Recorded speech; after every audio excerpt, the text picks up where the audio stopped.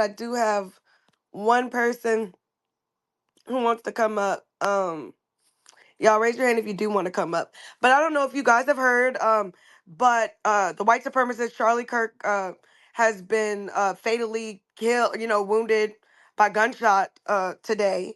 So he lost his life, and that's what we're here to talk about, right? Processing these feelings. I just got off the phone. Hello, Yes, Quark, welcome. You can just can you mute your hear me? mic. Yeah, I can, but go ahead, mute your mic, and I'll Hello. tap you in. Okay, I'm gonna go ahead and just remove it. Something ain't right. Something ain't right. But anyway, ultimately, Hello, um, can you hear me? he was killed today, and I understand that there's gonna be like a lot of mixed feelings. That was initially what I told Dominguez, one of my colleagues. I was actually doing a debriefing with him because this morning I actually did the Pierce Morgan show. I don't agree with Pierce Morgan on a lot of things. So I definitely wanted to get some exposure for the ideas that I have that were pushing back against a lot of the racist talking points that people on the show were promoting. That being said, we had no idea that a couple of hours later of us talking about all of this, that he would be killed. Now, given that this is Utah, we do need to wait. I think that I should caution everyone to wait until we get more reports in terms of knowing who it is. Um, Initially, the university said that they knew who was responsible and they had someone in custody, and then they just released a report. If you're looking at the live reports, it said that actually that was not true. They do not have someone in custody at this time, and the investigation is still ongoing, right? But given this is Utah, I think that it is highly likely that the suspect is white. Now, notice I'm not saying that I know for certain that they are. I'm being honest. I'm saying I think there's a high likelihood that this is a white person, because of the area that this happened. So, in other words, this is essentially an instance of white on white crime. And while the racists on this app love to talk about black on black crime, there's a few things I wanted to say about that. First of all, many people who don't study these things may not realize this, but black on black crime rates are not that much different from white on white crime rates, Asian on Asian crime rates, Latino on Latino crime rates. So, from a psychological perspective, the thing that we take away from all of this is that most people are killed by someone they know.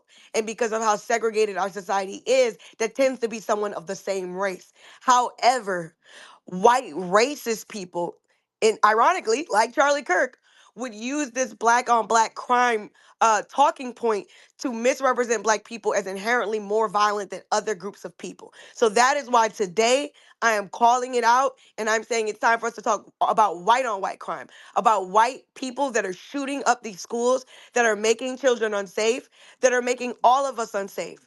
I think it's very likely that a white person is who killed Charlie Kirk. So even though he spent much of his life and much of his short life, right? Because I'm 37, I've already outlived him, right? But he died at 31. I am sorry for his kids that they lost a father, but honestly, that's where my sympathy ends because obviously I'm not going to be mean to kids. They don't deserve to lose their father. And I don't even think that it's appropriate for us to kind of celebrate his death. It just is what it is. But guess what? I will say this from a psychological perspective. We are entitled to have our feelings. And my first feeling is not sorrow. My first feeling is frustration. Frustration because this man has caused a lot of harm and he has not been held accountable for a lot of the harm that he's caused. He hasn't lived long enough to see things change in a way to where he could kind of know that he was wrong. He thought he was right about things. And one of them, he said a lot of egregious things, but one of the most disgusting things that I think Charlie Kirk has said was that he called the Civil Rights Act of 1964 a mistake. He called it a mistake, y'all. This is a white supremacist. Don't let the people try to fool you. You can feel how you feel, but reality is reality. And he was a white supremacist bigot who was very successful in spreading that prejudice message far and wide. So from my perspective as a pro-black person, I don't want him to be dead because I don't want white people to have a martyr and to because that's what they're doing. So keep in mind, that's what they're doing. So no, I'm not happy he's dead. I'm frustrated. I'm frustrated that he wasn't held accountable. I don't think that death is freaking accountability. I want him to be, to be held responsible for all the hate that he's causing. And I also think it's valid if other people have different feelings. If you have a feeling like, great, this is awesome that happened.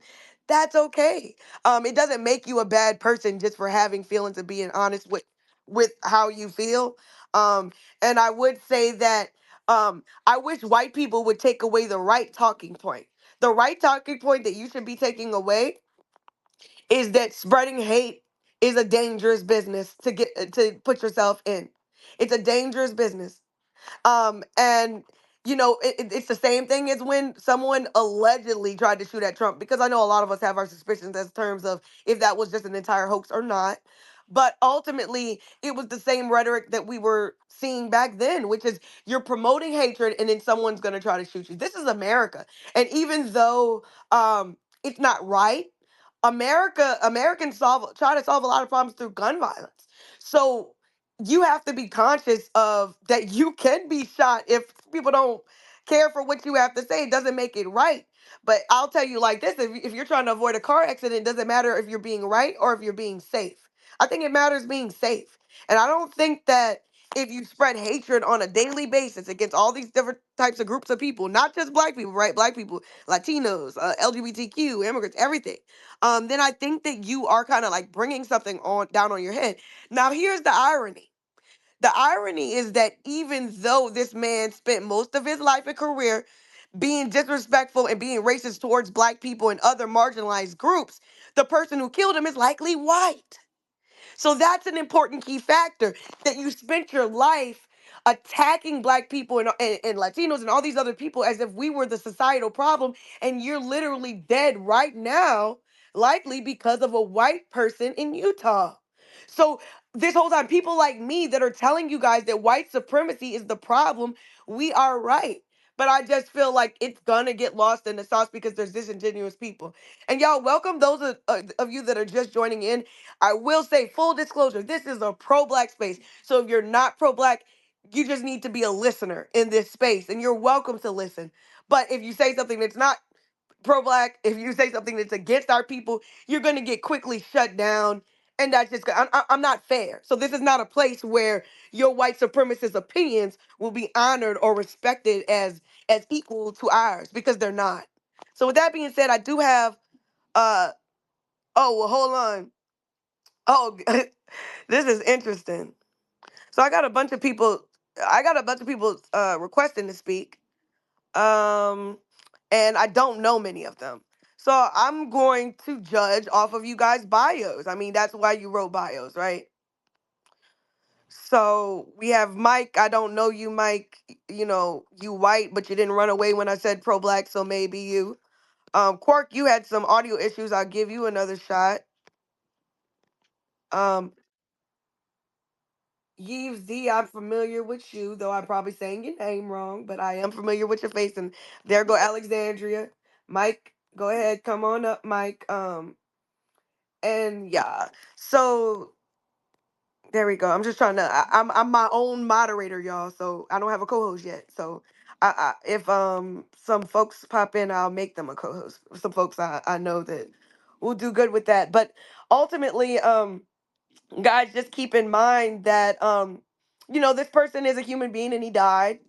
And we're not I know I'm not here to like celebrate somebody being dead, but I am here to acknowledge that this is a big moment. And I know personally I do have mixed feelings about it. I feel like um I don't know, his death was inconvenient for me, if I'm being honest. I mean, I don't benefit from him dying, because ultimately white people are going to use him as a martyr. And I was telling my friend Arturo Dominguez, he's Cuban, right? And I was telling him, I said, somehow I have a sneaky suspicion that even though, I'm black and he's Latino, I said, even though we have nothing to do with it, I said, why do I have the feeling like we're about to get like berated and just attacked?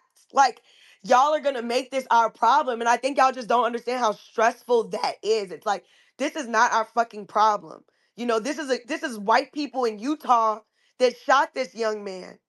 So why are we going to ever talk about the white on white violence, or is that talking point only eligible when you're just trying to be racist, bigots, and make it seem like white people, like black people, are especially violent?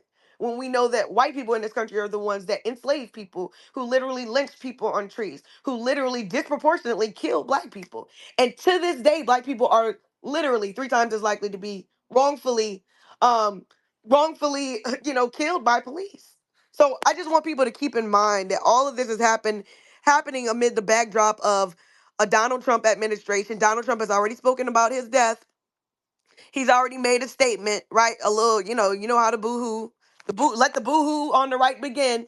When in reality, like, I don't know. I just think that even though I think it's valid to be sad if you are one of those people that feels sad when somebody dies, especially, somebody, a public figure or whatever.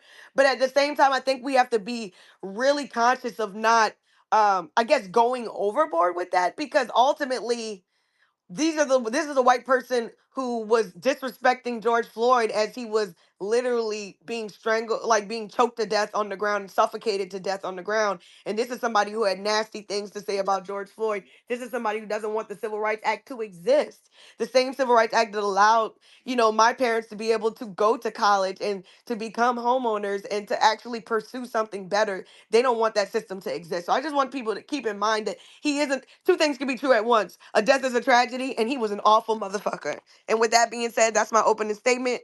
I'm going to pass it over to Sharon and then Alexandria. Thank you, Dr. Allison. And how are you? Just in general, outside of this. I feel like Because, I'm decent. I was on Pierce Morgan show today. So we did the recording for a show today, and that was kind of nerve wracking. So I guess if I'm honest, I'm kind of shell shocked, but I'm okay. oh, you can't drop that like that. And we definitely want to hear more about that because my mouth dropped. Okay. Yeah, they I don't even know. contacted me. They Oh, contacted wow. me and they wanted to discuss the case where the Ukrainian white woman was Yeah. killed by the black Yeah. man. That And of poor girl. course, you can already know by what I'm saying all that Yep. was going on in that conversation. But I know they're going to release it probably either tonight or tomorrow. And I recorded the whole thing for my own safety and protection, and I got the transcripts, the entire transcripts, just in case, just to Smart protect my own woman. interests. Yep. You Nope. know. Yeah, you have to protect yourself. I'm very glad you did that. And you're absolutely right, especially with Pierce Morgan, who has had a history of manipulating, if not lying, directly on what Black women have said and done. So, yeah, I'm glad you did. I really would like to see that. Um, I hope everyone listening realizes that this just happened. So, how anyone feels one way or the other, allow the person to just feel it as long as they're respectful to you and everyone in the audience. And don't necessarily clap back or try to shame them for whatever they're feeling because it's just not fair. It just happened. I personally, I don't know how I process things differently than most people. And sometimes it takes me a little bit of time to come to a conclusion, you know? But I don't. I do recognize what Allison said of how that narrative could be used or would be used to either harm Black and Brown people, to harm immigrants, to harm vulnerable people, and that I am afraid of. But that's about it. Um, That's it. So I thank you for letting me up. I'm really glad you told me about you being on Pierce Morgan. I definitely want to hear that because I have thoughts about that as well. Because what happened was to that young woman was a horrible tragedy. She was murdered. It was a horrible tragedy. I have more feeling for that than I do about Charlie Kirk. I'll be honest with you. I really do. Um, she escaped probably at the time. I don't know when she came to America, but she probably escaped during time of the war. And for that to happen to her, I saw the entirety of the footage and I am angry, disgusted, just horrified, you know? And I hope they catch him real soon. I'll say that. I do want to point out that this happened in Utah to Charlie Kirk, not the other thing. I know the other thing was not Utah. And at the time when Trump will probably use this against our society, this didn't happen in Chicago, where he's deploying troops. This happened in Utah, which is a predominantly white state, and considered a bastion of a certain type of race as well as religion and so forth. And I think that's really important right now. Again, I hope that people are going to be given the time to process things appropriately, and this is not a catalyst to worse actions of violence. That's it. Thank you. Thank you. And one of the things I was saying on the show, I started off, and like I said, I don't know how they're going to chop and screw it, but I started off by showing condolences the family member, for the family members and friends of the young lady who was killed. And my pushback is about how these narratives are used to justify disproportionate policing of black communities. Because ultimately, the crime is down, violent crime, including homicides, is down 31% in Washington, D.C., 29% in Baltimore, and 29% in Charlotte, where the incident happened. So I think we have to walk and chew gum. We have to acknowledge that this was a heinous crime, but we also have to acknowledge that it is not representative of what is going on in Charlotte. It just simply isn't, because that's what not what the statistics reveal. Um, Now, how much of that got to get out? You know what I'm saying?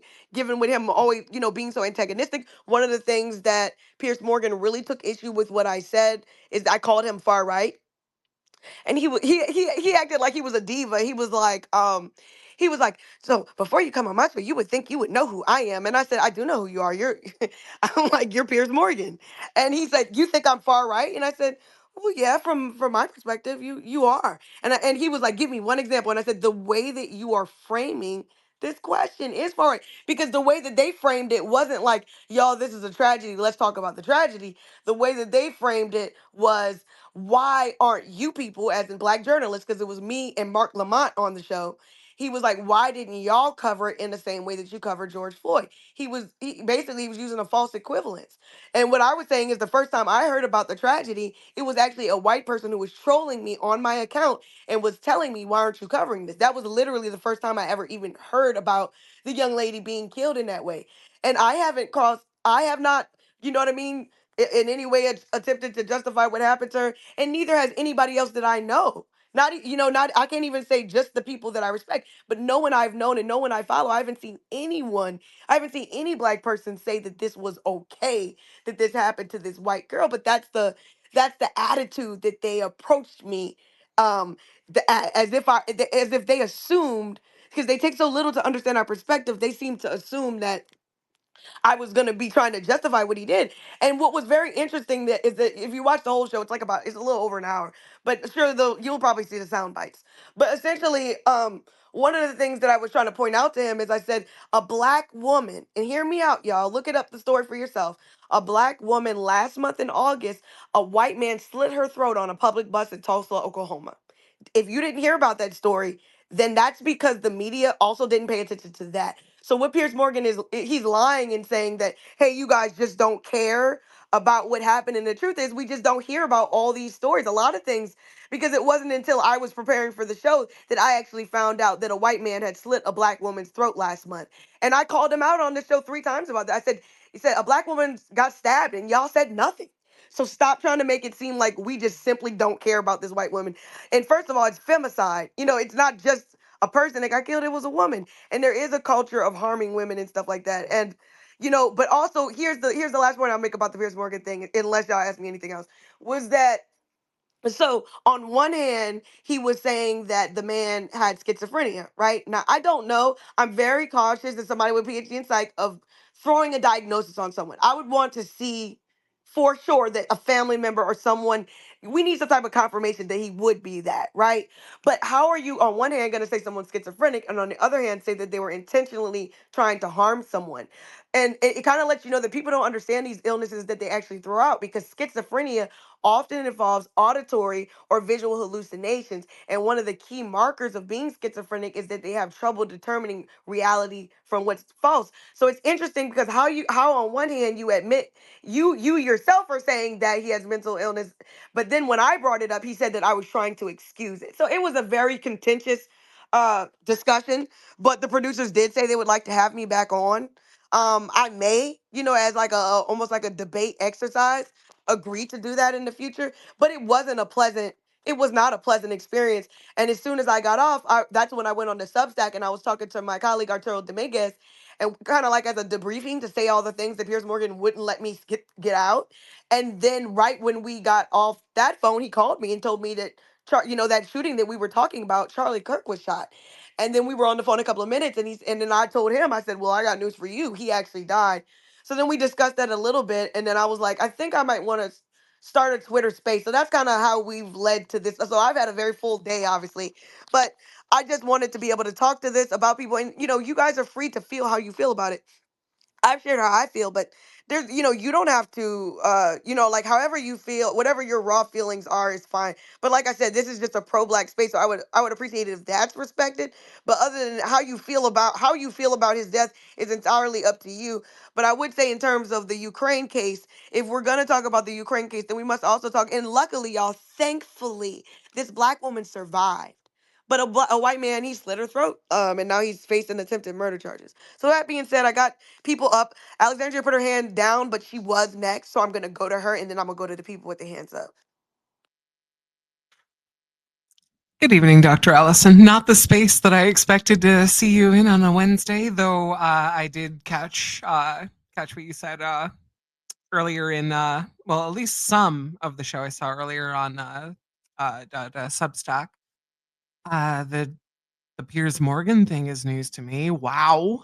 Um, that's gonna be interesting. I really hope they treat you fairly. That's all I'm gonna say.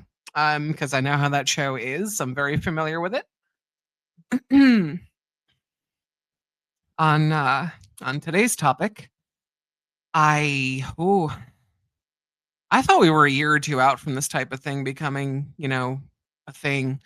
So I thought that maybe, and I'm gonna I'm gonna choose my words because a little bit more carefully, because I know that I am further left of average in the spaces that you host, and I want to be respectful.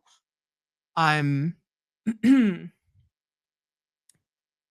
I thought this type of thing was a couple years out. I thought we were a couple years away from having to have particular conversations about who causes harm and who is a pundit that regurgitates it.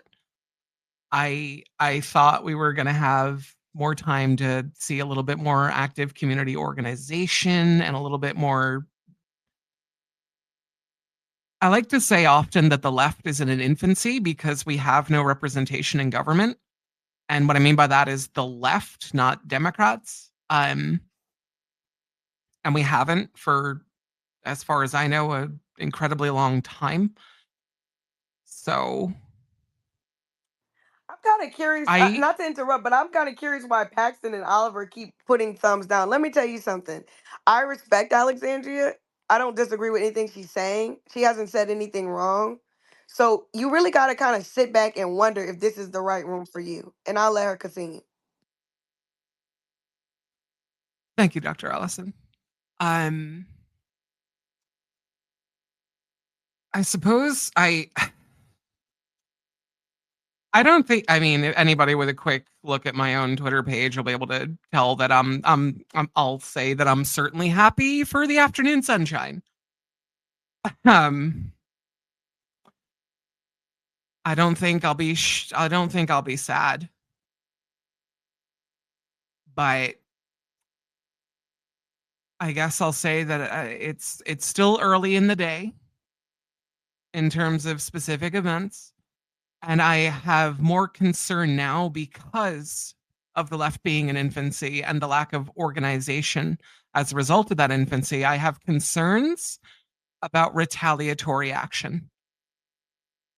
I can see it becoming a thing. I thought where it was gonna, like, if I'm honest, I thought where it was gonna pop off was with these troop deployments. There's a reason they're choosing where they're choosing. You know, I thought it was going to be like some kind of, and if they couldn't make it happen through, sheerly clamping that society down with the vice grips, then they were going to just false flag it. I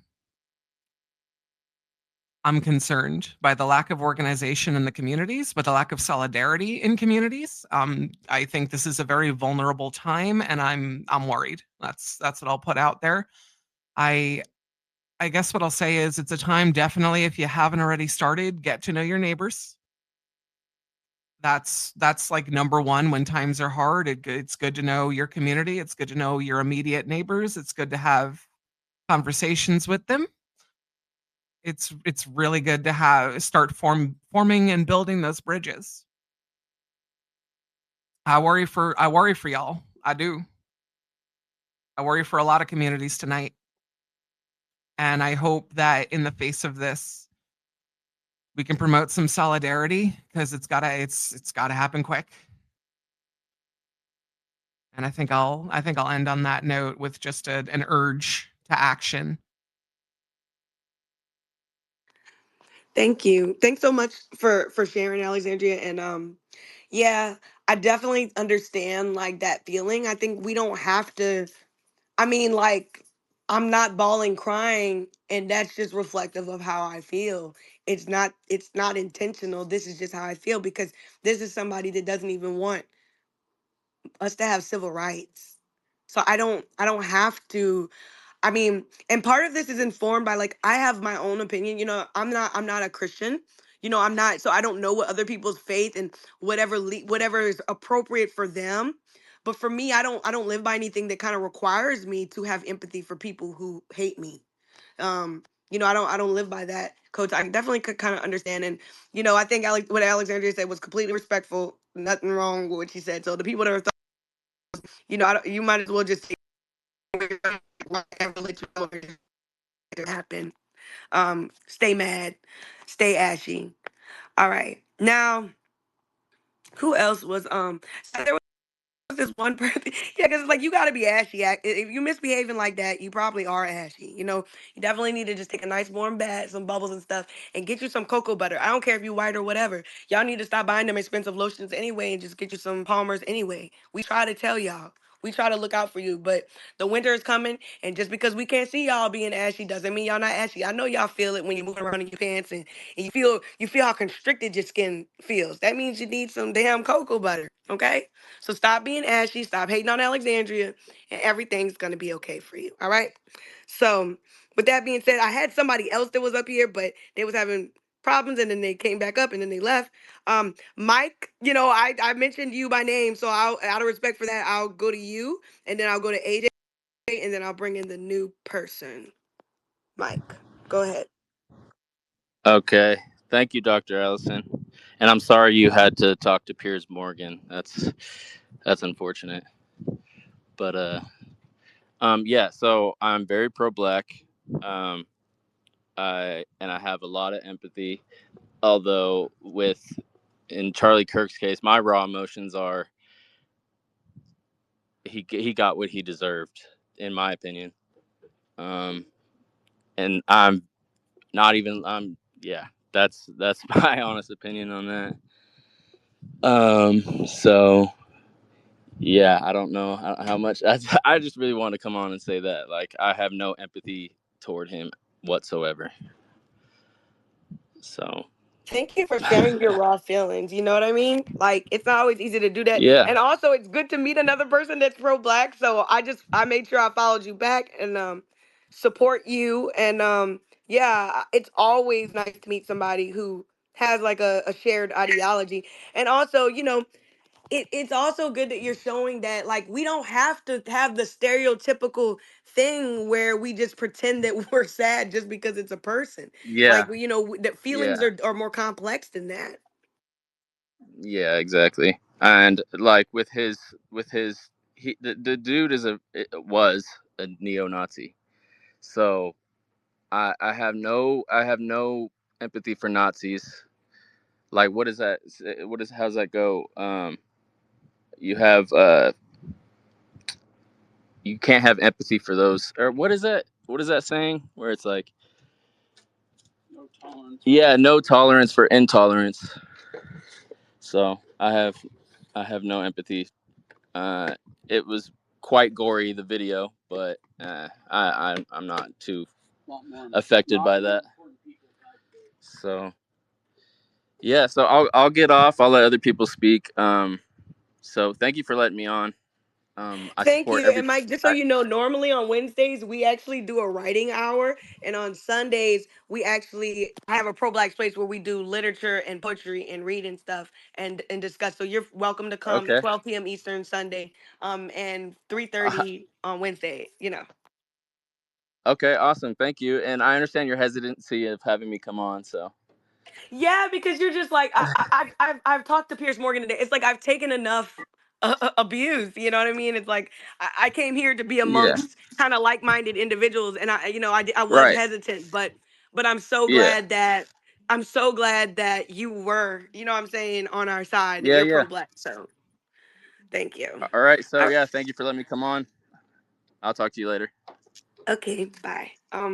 All right. So next would be AJ. Let's go. Hi, Dr. Allison. Hello.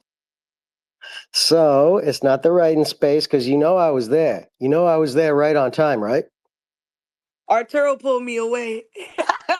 I know, I know. Of course, busy day. I uh I shot you a DM. I put busy day, no writing space today? Question mark. But you're so busy you never seen it. It's okay. So I understand completely. And I was watching you and Arturo. Beautiful. I was loving it. I put a thank you. I don't know if you saw that at the on that Substack space, but so I wanted to point out too when you said 3:30, that's Central Time on. When you said 3:30, it's 4:30 Eastern, right? On Wednesdays, the writing Yeah, space. that's right. Yeah, yeah. Just in case anyone, yeah, who's listening. So, uh, today I thought of a quote. I thought of this quote that I heard a while back that I found quite disturbing and sickening. And it was, quote, "Empathy is a dangerous thing."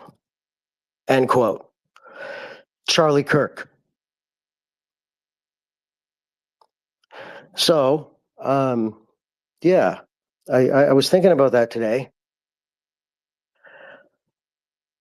and I came to and then I saw that video. And I thought, oh wow, I have PTSD, so some things can be harder to deal with. I've also seen things like that right next to people, so it's uh, you know, so um, so I have experience too. It's easier to see things like that too. But then the PTSD. So for me, it depends on just depends on the day and the time and what it was, whatever. It could be like just a horror movie and make me go into I'm crying like a baby or whatever. That's why I don't watch too many horror movies.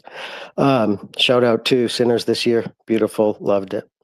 So um, took me a while. I had to watch it in parts, but beautiful in the end. And so listening to all the people around the world talk about Charlie Kirk and what happened today, like, for me, because of the PTSD and because I've seen things like that before and whatever, all of that aside, how I said about it before in that context, it's somewhat disturbing for me to see that. Um, and it's more disturbing to think of his minor children and the fallout, the outcome of having to deal with having a neo-Nazi father who spread hate and violence and all of these things, and then he reaped what he had sown, um, which is another quote I thought a lot about today. You reap what you sow. I hope the entire Judeo-Christian world is listening, and anyone who believes in that, because it's true. It's one of the few things, in their book or books that I certainly believe in, because science proves with every action comes a reaction. And of course, secular people, what goes around comes around, and so on and so forth. Different religions, karma. You reap what you sow, you know. So from east to west to this to that. So we all get it. If you get that, you get it, right? Of course, it's for me, the only sad parts are still big. Children matter. My health matters. But other than those two things, I mean, uh, these things have to happen for a lasting peace, which for countries and for the entire world, we must have a lasting peace. The only way to have a lasting peace in certain situations, like the situation we're in now with the rise of fascism, Nazism again in the USA and around the world, is with things like this happening. Unfortunately, sadly, which brings me to another quote from Charlie Kirk. I'm going to paraphrase this time. He said something like, "It's unfortunate we have to have just a few deaths a year to also have our God given right to have weapons of war that destroy people's heads and necks and other things, lives, children's lives." He said, "It's a great deal. It's a great deal." End quote. Oh, sorry, I was paraphrasing. Forget the end quote. So, yeah, I think of those three things today. I think of, his two children, myself, and other people with PTSD seeing videos that people put up without fucking warnings. Like, what the fuck happened to warnings? Anyways, um, yeah, I'm rambling, so I'll let Dr. Allison get back on here. And yeah, just some thoughts for today. But like for us to have a lasting peace, unfortunately, these things need to happen. One love, Black Power. Thank you so much, AJ, for sharing your perspective. And well, I feel like the risk is that Charlie Kirk becomes a martyr and that he becomes someone that young white men aspire to be. I think that's like the big risk. Like whether he was going to be alive or die, I think that's the risk. And I guess it's debatable whether or not that risk increases, or decreases. Whether he's here or not. But I think, yeah, I appreciated hearing what you had to say. So next Yeah, I person. think I So think let's. can I just add one thing Oh, real quick? of course. Yeah, the yeah, and like you got to take the good with the bad, right? Like some things have to happen for the lasting peace, and then there's going to be, of course, though, other certain reactions from that, and this may not be what brings us a lasting peace. It probably won't be, but hopefully soon enough. But there's going to be other reactions, of course, and that is also, you're right, a third. I'll add to my list. And my partner and I, Jenny, were talking about that earlier. I just forgot to mention that one. Is all the freaks out there, all the other neo Nazis that this inspires to do grotesque things or whatever, right? Um, uh, yeah, because obviously that's not good, and um, that's not progress. But we just, we have to remember that like the only way to stop these things, and you think of even World War II, and like obviously you want to be you're on the Allied side. Um, it doesn't mean you agree with, Hiroshima and Nagasaki, or even how hard Berlin and Dresden got hit on certain days, where it looked like people were doing like bloodlust things and things that didn't need to happen. Um, so yeah, it's sad that there's going to be those reactions because there's just so many, over 8 billion people now. People are going to have different opinions and different reactions to it all. Thank you. Thank you. And yeah, and I as earlier when we was talking about how this is very fresh, right? Who knows how we will feel, later or whatever, but I'd say that I don't think that this benefits my side. Um it's not that I don't want it to benefit me. I just don't see it. I don't see how this benefits me because ultimately now everybody's talking about Charlie Kirk, and the people that kind of were hardcore Charlie Kirk fans are going to be like putting his poster on the wall, and I don't know, like sniffing him. I don't know. I don't see this as helpful. And that makes me kind of frustrated with it. I'm frustrated. Not that I should benefit from others, right?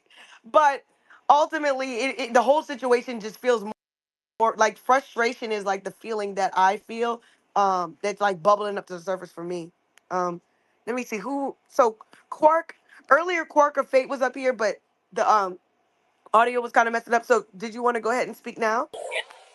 Yes, can you hear me? Yes, I can.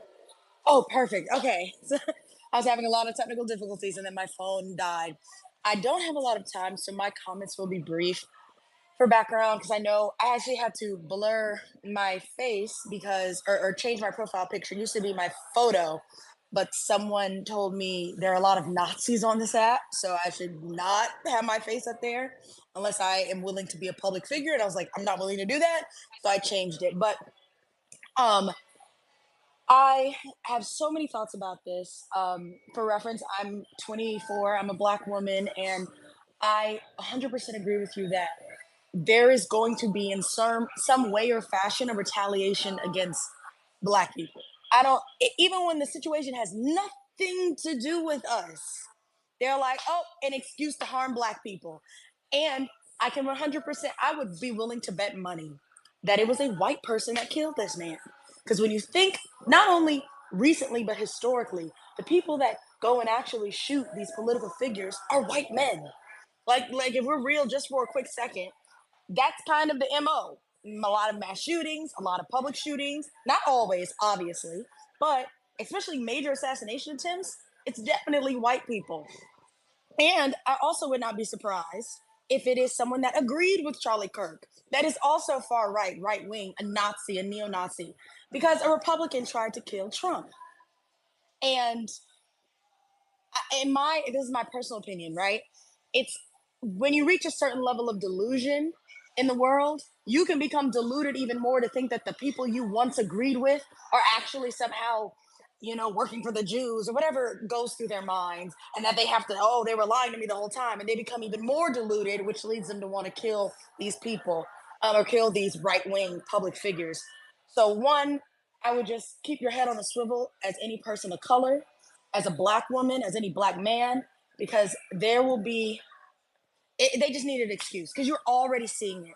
I was scrolling on my feed in one of those like Twitter stories, and it literally said something from an account called Daily Romania. Never heard of this account. It was talking about that young lady who was killed in the in what city was it in? Charlotte? I'm Charlotte. not sure what city it was. Okay, yes, saying it saves lives to be a racist. And I'm like, what? Like, that's wild to even ever see that. Yes, I don't know how to link things on here. Like, I'm really not on Twitter that much. I just look at stuff, like stuff that I like, and repost, and then I don't really get involved in stuff. But if you look up Daily Romania, it is the first thing on their account. It is literally, it saves lives to be a racist, become a racist, save your country, diversity kills, stuff like that. And, that sentiment is all here. I'm so sorry. Yeah, sorry. I'm out and about. I'm trying to sorry about that. And last thing I'll say, um, yeah, that video, I guess I don't know if it's of my generation. I watched the video with kind of like no feeling at all. I find it funny, but I understand why so many celebrities are sorry, not celebrities, public figures are coming out, like politicians saying that, oh, we condone violence and this, that, and the fifth. But this is my personal opinion. If we call a spade, I greatly agree with the last gentleman who got up here. I don't have any empathy for someone that would not have empathy if I died. I don't have any empathy for anyone that would not have empathy if a school full of black children, Latino children, white children, children in general die in the name of the Second Amendment because we need our God given right for guns. It, to me, genuinely is asking me to feel sympathy for a Nazi. Were the American soldiers fighting in World War II supposed to feel sorry for the Nazis they were killing in Auschwitz? It's just to me, it's like, why do you want me to have empathy for someone that wanted me dead, that did not want me in this country, that viewed me? And let's be for real for a second, what a racist is. They did not view me as a human being equal to them, with hopes, dreams, aspirations, family members, dislikes, likes. I don't. The only people I feel empathy for are the children. I'm an elementary school teacher. Children really are. I kid you not. They are so innocent and oblivious to the world when they come in, and that is truly taught. I hope one day maybe his children will grow up and understand why their father was the way that he is, and they don't fall into that same pattern. As I think someone mentioned that his father was a Nazi or a racist. I'm not sure, but the only people I have empathy for are his children. But other than that, simply don't ask me to have empathy for a Nazi who would want me dead and would not care if I died. Noah kind of talked a little bit. I just wanted to get that all out. I'm still processing all of my emotions related to this. Dr. Allison, I've been following you for a very long time. Always appreciated everything that you post. I have so many reposts on the thing, but trust me, a good chunk of them are things that you've tweeted out. Lovely hearing the thoughts of everybody. I thank you also for recording this because I have to go to work. I have to go to my second job in just a minute.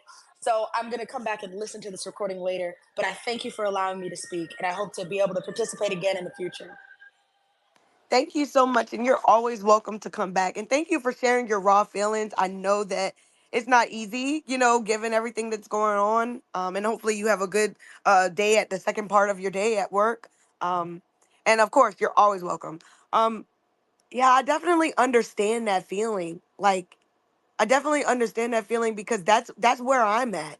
I don't really feel, like I said, I feel a little frustrated, but I don't feel this what I would think I would feel, if that makes any sense. And I think when Sharon talked about having more empathy for the woman who got stabbed, I tend to agree with that. To me, that was so heinous, and especially, I guess because this woman was a refugee and she was coming to America to be safe, and that to me makes it especially, that's different, and then like I Yeah. talked about the double standard with the black woman who was stabbed and nobody said peep about that. Yes.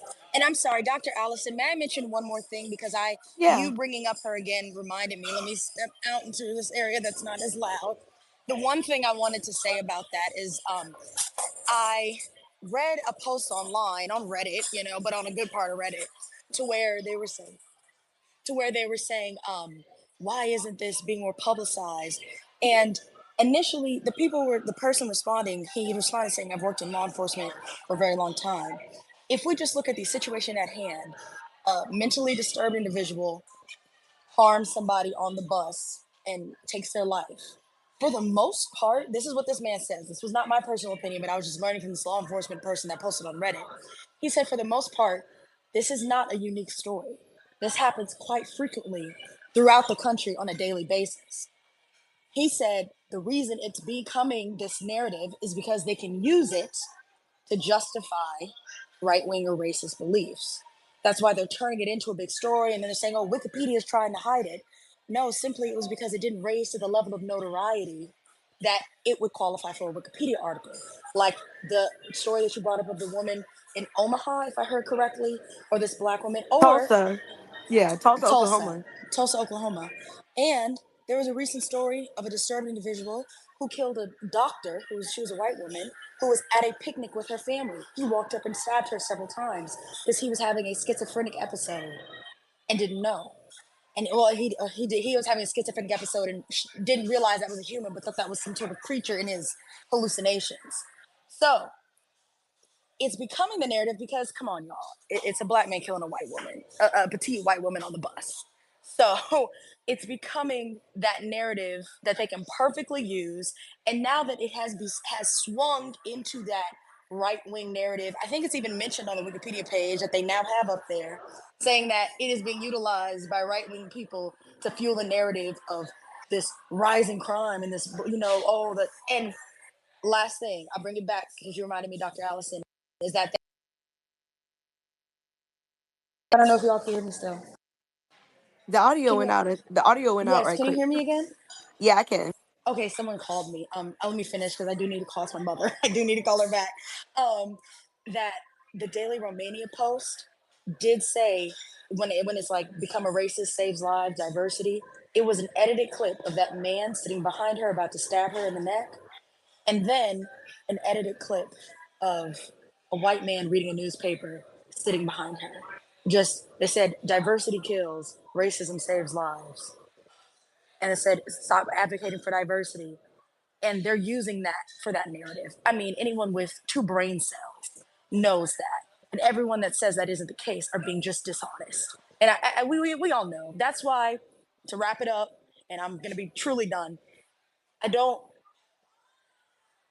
I don't want to say that I'm happy Charlie Kirk died because I don't, I had a little bit of Schadenfreude, a little bit of like, haha, but at the same time, I know, oh no, this is retaliation against Black people. This is going to be retaliation against people of color. So I'm with you, Dr. Allison, where I feel mixed. I have no sympathy for him. No one mourns the wicked. He was an evil individual. I don't mourn Nazis. You're at least like asking a World War II victim of Holocaust or any sort of genocide or massacre to mourn the Nazi that just killed because he had a family. Okay, and I had a family. Okay, and I had a life. So yeah, no sympathy for him.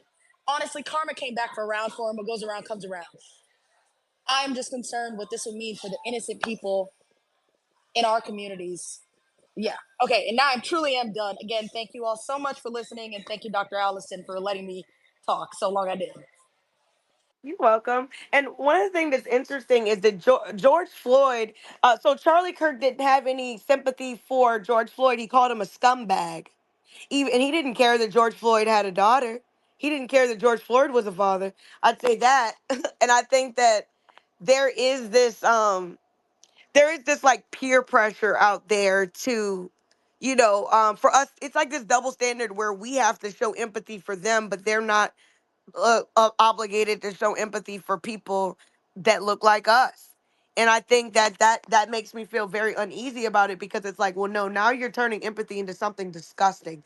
And I'm not gonna. I don't have empathy for Nazis. I think it's dangerous to have empathy for Nazis, because, that's very close to empowering them.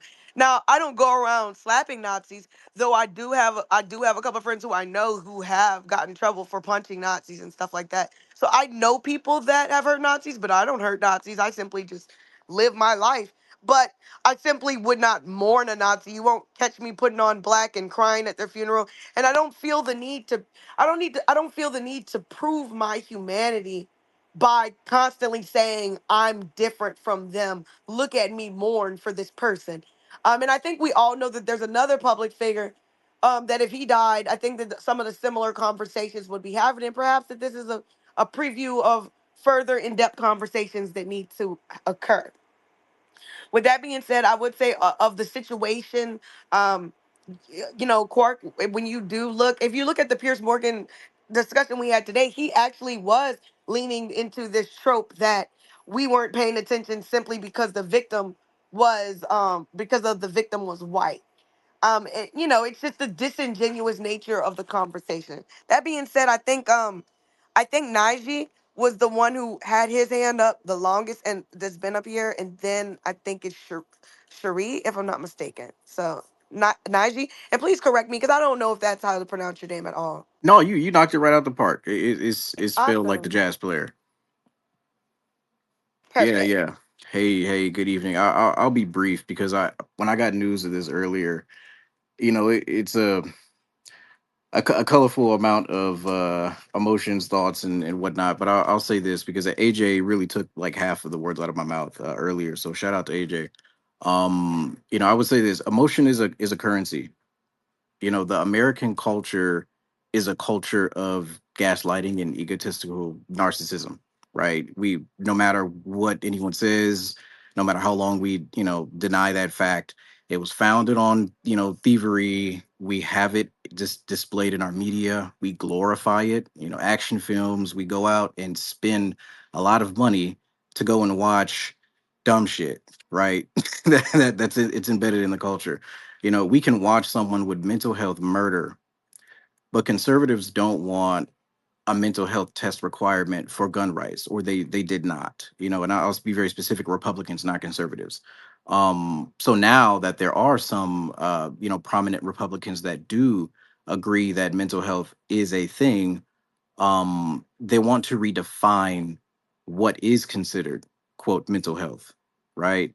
Now that they have full control over the nation, they'll define the existing set of known mental health issues as barriers for purchasing firearms, et cetera, et cetera.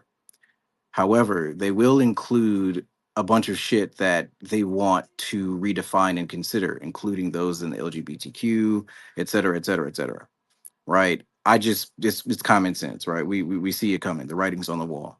And additionally, I'll say this because I've heard this a couple of times. Um, Empathy is never required, right? The who said in our society that we are required to do or say anything when someone's deceased, right? If they're deceased, they're deceased.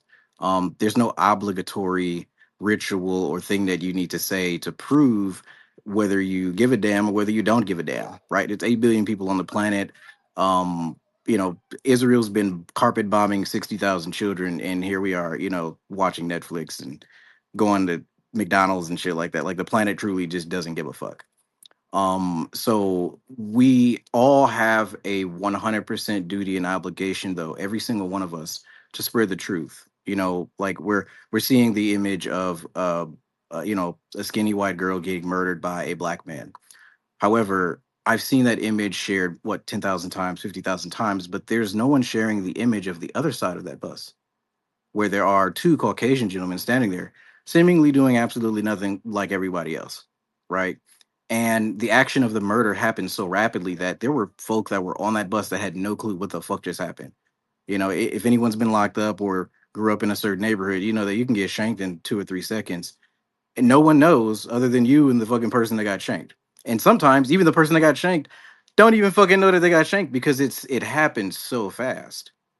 So when we see those things and we don't say shit, we are all 10 times worse than Charlie. And not like, okay, let me stand on the soapbox and, beat my chest. I mean, quite literally, like scientifically, factually, everyone in here, every single human being that's listening that does not actually get off of their ass and share that truth and redistribute it and continue to advocate for the truth, we're just as worse. We can talk and bump our gums, for a while, and then we leave this room, and then we continue scrolling, and then the narrative that all pains us continues to flow because we all didn't do shit about it, right? Thank you so much, Dr. Allison. I really love and appreciate y'all. Thank you for listening as well. Love, fam. Thank you so much, and always feel free to come and join us.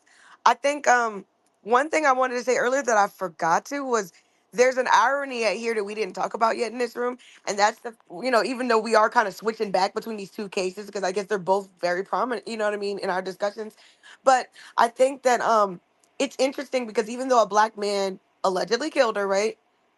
It's also true that a black man, was actually the first to render aid. So on the show that I was on with Pierce Morgan earlier, one of the white women, and I have to go back and look at my notes, y'all, to know what their names are, because just like how they probably look at me and like, I don't know who this woman is. I don't know who they are.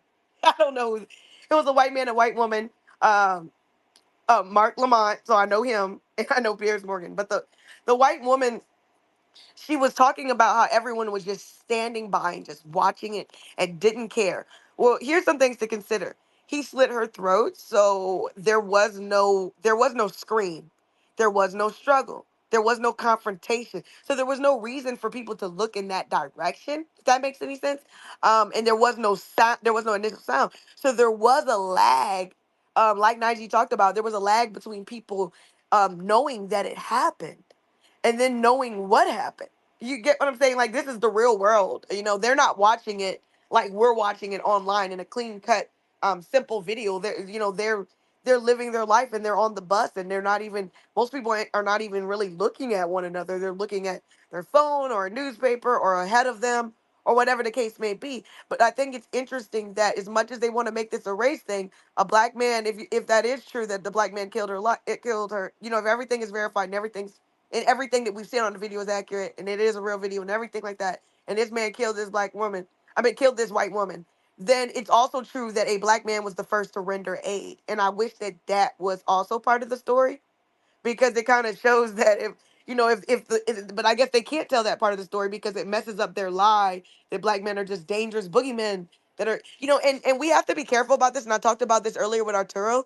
A lot of this is going into Jim Crow justification type language.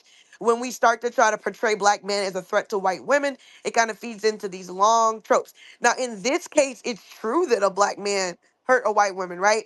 But when you try to extrapolate out, that's not accurate, and that's racism. And I think that that's why I was calling out earlier on the show, and I think that that's what earlier, the woman who hopped on to speak, um, the one who had the Scully, right?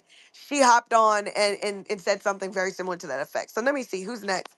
Um, is it y'all have to help me out a little bit? Is it Abiola next, or is it JV or Sherry? Because I know it's one of y'all. I'll be patient. It doesn't matter. Whoever would like to go next, I'll go next if You can if go. I You have can go. the floor. I appreciate you allowing me to speak. Been following you for a little while, not a long time, but I love the way that you engage on your profile and how you are blunt force trauma to these idiots trying to come at you on a daily basis, and how you actually get in their heads because they keep coming back for more and for more, and they're going to keep getting educated more and more and more, and they're going to have to come to a reckoning within themselves that they are actually the person that you're describing in your daily posts when they look in the mirror. And even though a lot of them are cowards, trolls, hiding behind fake profiles, most of them are real people. I know some are bots, but some are real people. And they're going to have to look at themselves in the mirror and come to that reckoning that I am a racist. I am a white supremacist. I don't like people because of their skin color or because of their sexual orientation. So you keep doing what you're doing. I appreciate it. Just a brief comment about what you guys are talking about. And this is great conversation because I love intellectual discussions about things that are going on in our country. I'm looking at the caption, I believe.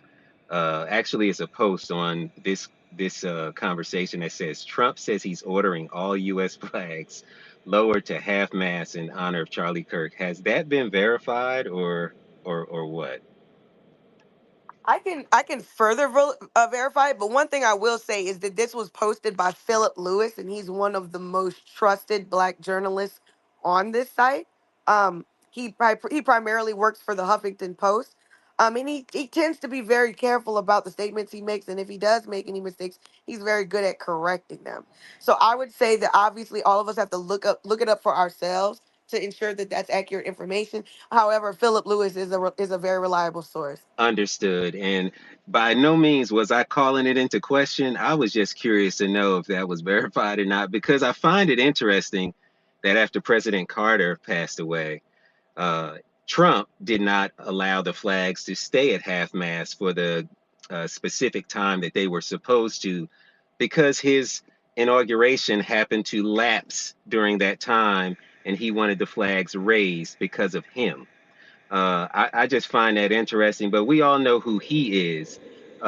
It's amazing to me how we are supposed to, as I believe Najee was saying a little bit earlier, the fact that Palestinian men, women, and children who are civilians have been bombarded for over a year now.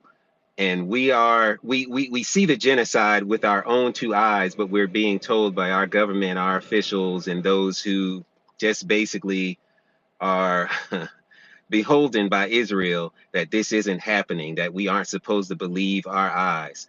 We're supposed to have empathy, sympathy, or whatever you want to call it for Charlie Kirk. Now, I don't wish death on anyone, except for anyone that hurts my family.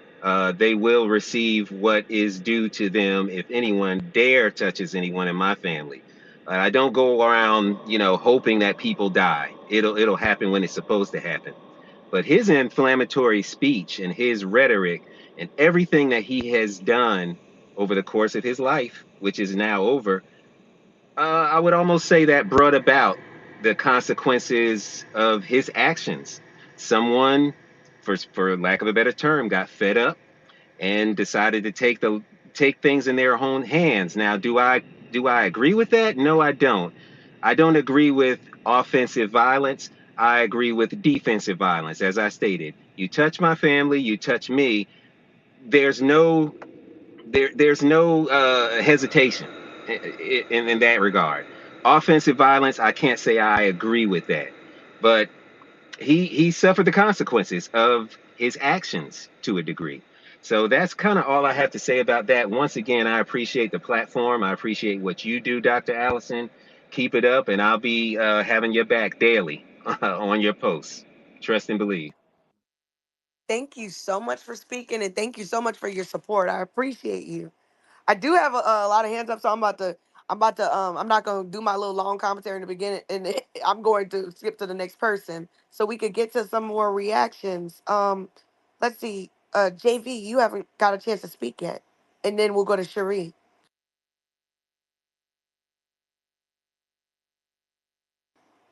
Oh, hey, can you hear me? Hello? Yeah, welcome, welcome. Welcome. Good Hi, speaking thank you. with you again. Hey, yeah, thank you.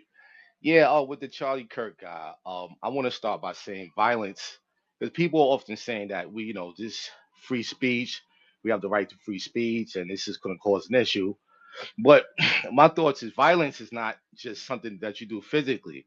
It can be your messaging, it can be uh, things that impair you, and create other forms of violence that could be physical or systematic. So yes, he was very much a violent person, and his messaging affects nearly over 40 million people, which includes my mother, my daughter, my friends, people from my community. And it's interesting that these people that he's messaging against are Americans, right? So I don't get how people see him as a patriot. In fact, I see him as a domestic terrorist. This is a group of people who have been here since the origin of America, or even progeny of those before America.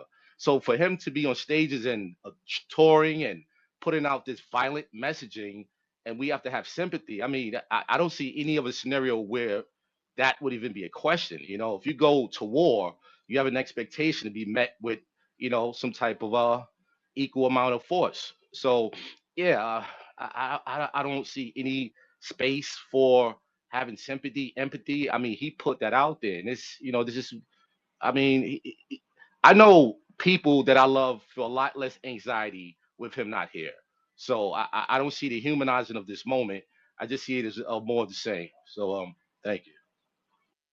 Thank you so much, JV, for sharing your comments. And yeah, we have no, somebody said it earlier, we have no obligation. There is no requirement for us to feel like a deep sense of empathy. If anything, I mean, and I also agree with the previous speaker Abiola, who was talking about being supportive of defensive violence, not offensive violence. And I agree too. I don't, so even though I don't feel empathy, I'm not advocating for violence either. But if someone does hurt anyone, or jeopardize or threaten someone's family or their person, they have every right to do whatever they need to protect themselves. And to me, what Malcolm X said is, self defense is not violence, it's common sense, right? And so, yeah, I'd like to say that. Let me see. Um, let's go with Cherie, and then I think it's May's turn. Hi, Dr. Allison. Can you hear me? Yep, loud and clear. Thank you. Okay, great. Well, thank you so much for having me. I I really concerned um, about Black and Brown people. I'm concerned about people that say they're Christians because I am a Christian and then act differently. I'm originally from California. I lived in California all my life. I grew up in Compton. Um, and I came out to Texas on an advice of a white relative. And everybody here seems to say they're Christians, but they're evil as hell. And so if they really believe in the Bible, then they should look and see there is justice. And do they think they're going to heaven with their evil ways, with their racist ways? That is just not how it works. And so I have been so oppressed in the state of Texas.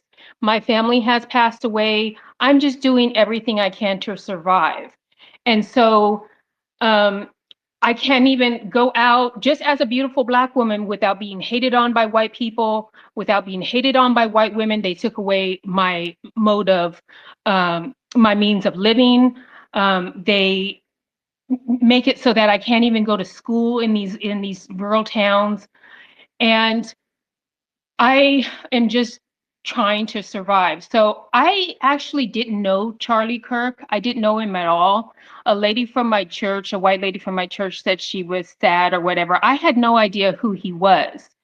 But the things that are going on in this country, especially with regards to immigration, I come from California, a land of immigrants.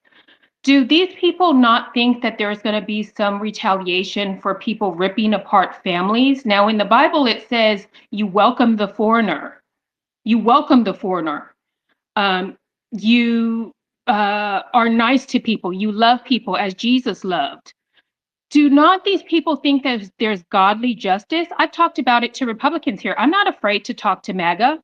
I will bring up the Bible because my great grandfather was a reverend. I know the Bible. I was raised in church. Please don't tell me that ripping apart families and sending them to South Sudan and having the Supreme Court on speed dial and allowing this man to become a dictator. I have white relatives, okay? My cousin who invited me out here because it's cheaper to live, I have to say, than California. She was a Baptist wife. She is a Baptist wife for 52 years, and she's a Republican. And she herself told me that Trump is the Antichrist. She's a Republican, she's a Christian, and she's a Baptist minister.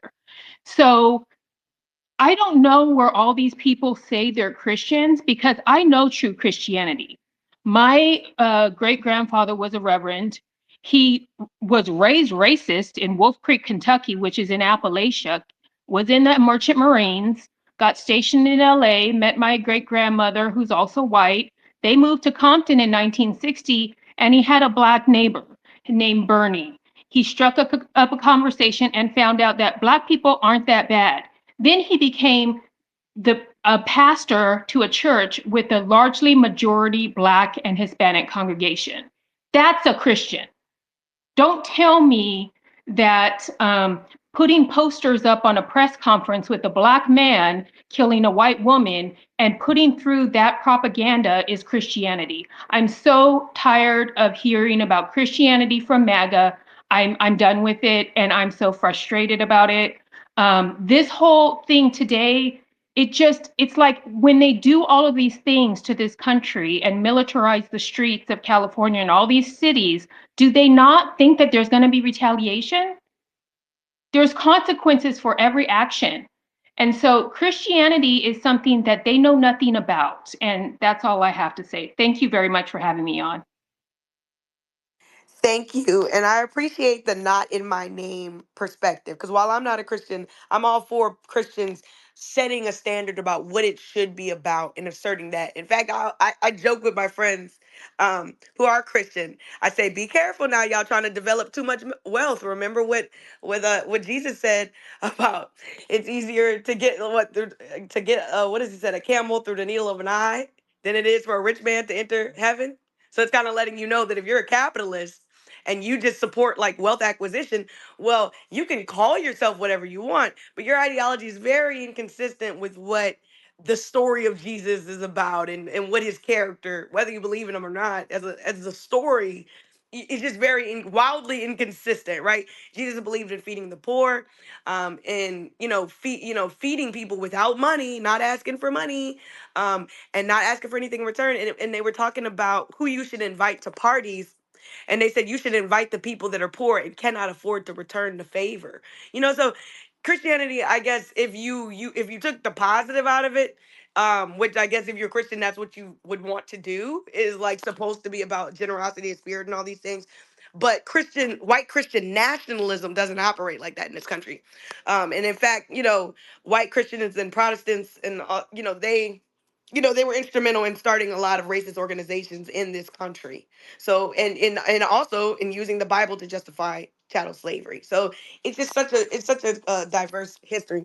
With that being said, I want to give uh more people a chance to say how they feel about this passing. Um, I don't even really feel comfortable saying passing. I don't know why that seems so intimate. And maybe that's just reflective of how I feel. I would say that too, if anybody is done speaking, you could drop down, because there are a couple of people that would like to speak that I can't let up. Now normally our spaces aren't this big, so I'm able to usually let up anybody who wants to speak, but apparently there's a limit. Right? And so if you want to participate in the conversation, feel free to stay up, because I'm not trying to like rush you off the stage or anything. But if you are done, then drop down, because that way I can let some of these people speak. Let me see. I was looking for one brother that Wesley. Yeah, I was trying to make sure I could make room for Wesley and some others. I am kind of like, a little slower with it. I'm gonna let YJ. I was trying to get him up here. Um and yeah, I will be on here like a little bit after 6, but not to be too hood. But I do have to go to the grocery store today, okay? Because even though I'm a writer, I love cooking. I love eating home cooked meals. And so I'm probably gonna go get some stuff to make shrimp and grits and whatnot. So I will stay, my time it's 5:35. I'll probably stay like 10 minutes after 6. So just to kind of give you guys an idea of the timing, and Maze is actually the next person up to speak. Hi, thank you for the mic. Interesting day. I put in the jumbotron of a response, a reaction that I had on my timeline to um the shooting. I said, speech is precious and powerful. Take care to speak life into the world that you want to see. All spells come home. Then I go into uh, something like a quote of Charles Kirk that I found. This is something he said. I think it's worth to have a cost, unfortunately, of some gun deaths every single year so we can have our Second Amendment to protect our other God given rights. He said this in 2023. I don't, I will blame this on my humanity. I will say that it's unfortunate, but then again, I'm conflicted about saying that it's unfortunate because this man had very little to no display of empathy for others who had their family members violently ripped away from them. And as I've gotten older in my years, um, I'm blessed to be here. I'm going to say this. When fate comes, get out of the way because she don't care who's around. She going to get hers. This man spoke life into a lot of violence and had no regard, it seemed, for someone like me, especially with my skin complexion. So, hey, what's the saying? May you have the day that you deserve. Thank you. Thank you. And I just attached a quote to the jumbotron to add to the discussion. Charlie Kirk, it's a video of Charlie Kirk saying, "I think empathy is a made-up new age term that does a lot of damage." Okay, so I think that's something people should consider. Is that this is someone that didn't even believe in the concept of empathy. That doesn't mean you can't have, you know what I'm saying? If that's who you are, that doesn't mean you can't have empathy for someone. It doesn't mean you can't love someone that doesn't love you back. That's just not how I rock. Another quote that I put up here is that, okay, I'm sure y'all remember a few months ago, remember Pelosi and her husband were attacked in their home, right? So we're talking about political violence. That's the topic, right? Because he's a political activist and he's dead. So Charlie Kirk calls for his audience to post bail for Pelosi attacker. He said, quote, "If some amazing patriot out there in San Francisco or the Bay Area wants to really be a midterm hero, someone should go and bail this guy out. Bail him out and then go ask him some questions." So this is how Charlie Kirk responded in the face of serious political violence in our country.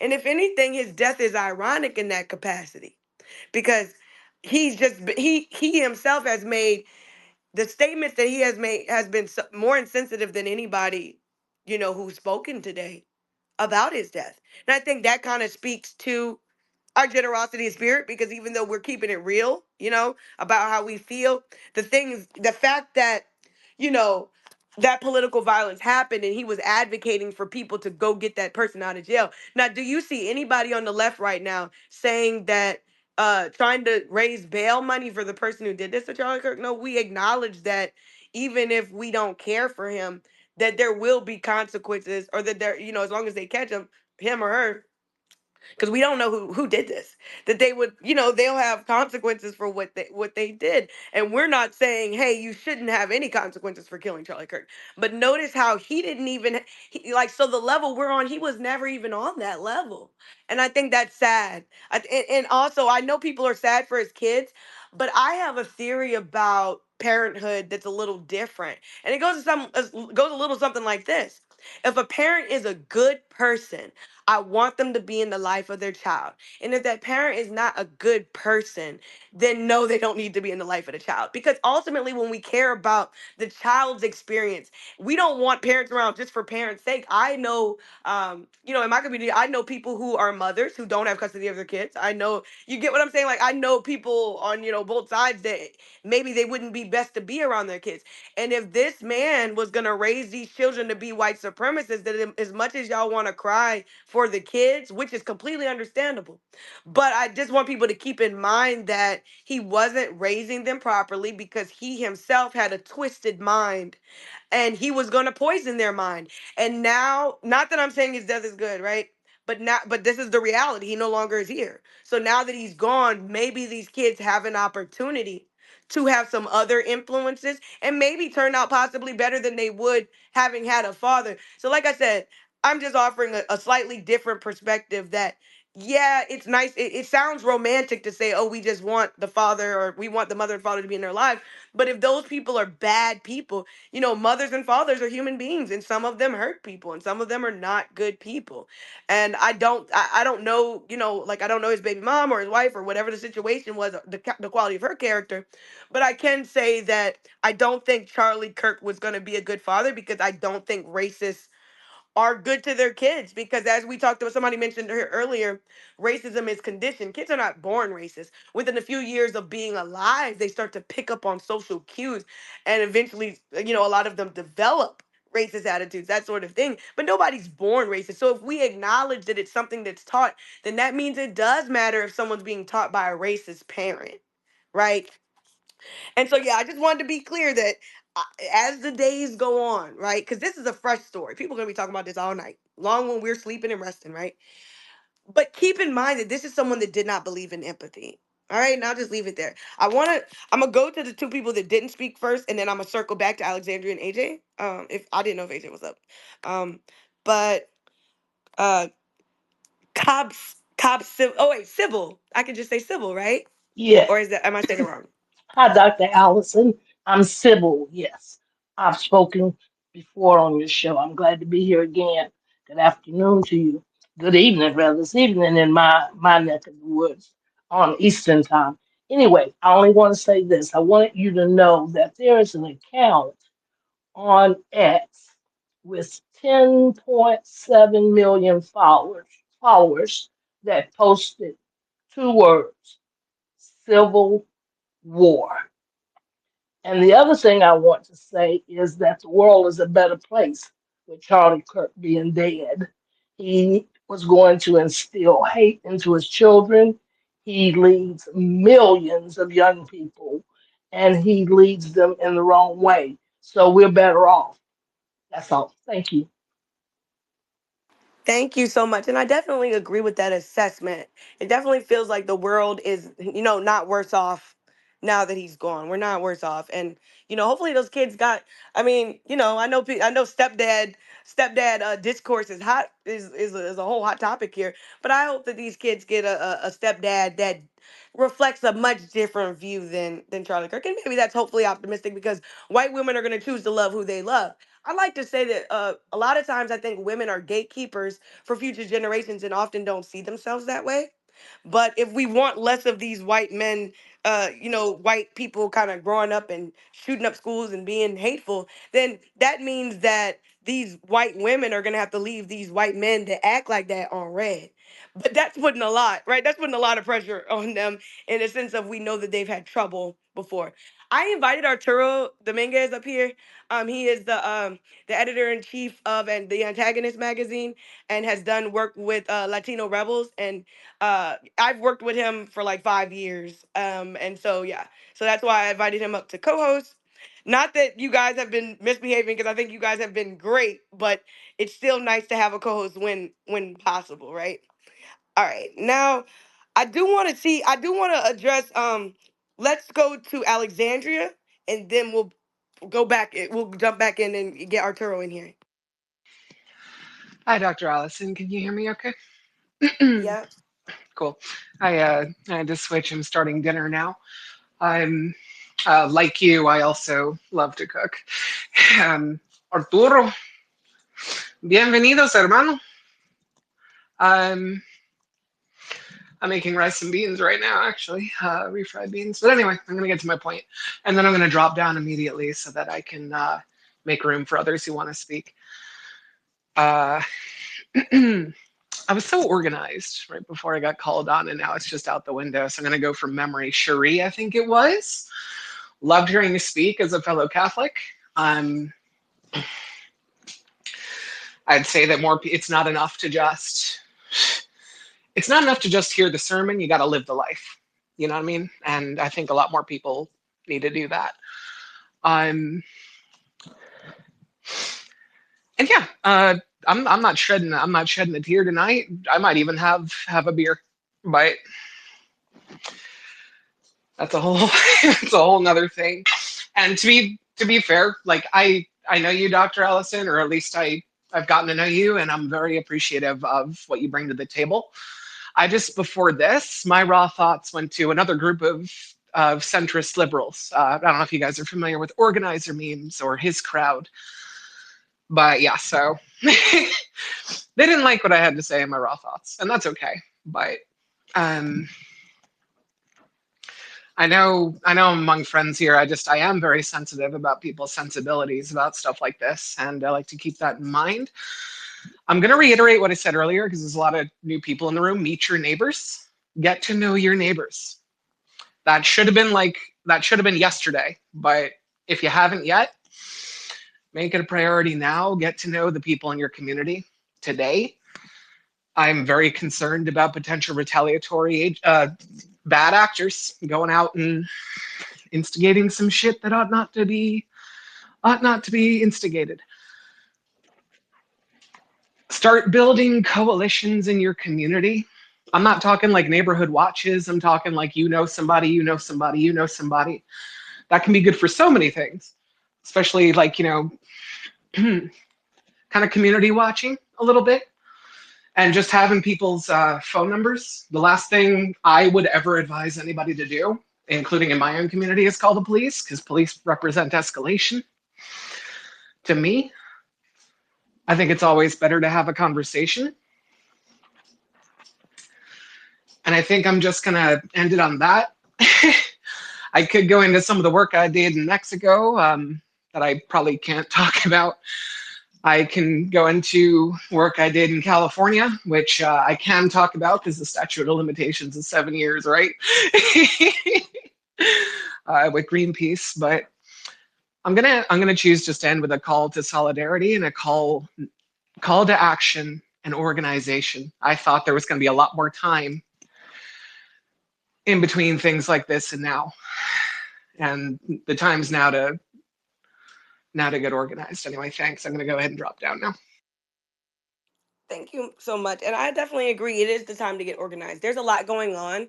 And one of the things that me and Arturo talked about before was the fact that the news cycle is happening so quickly. It's kind of hard to catch up sometimes.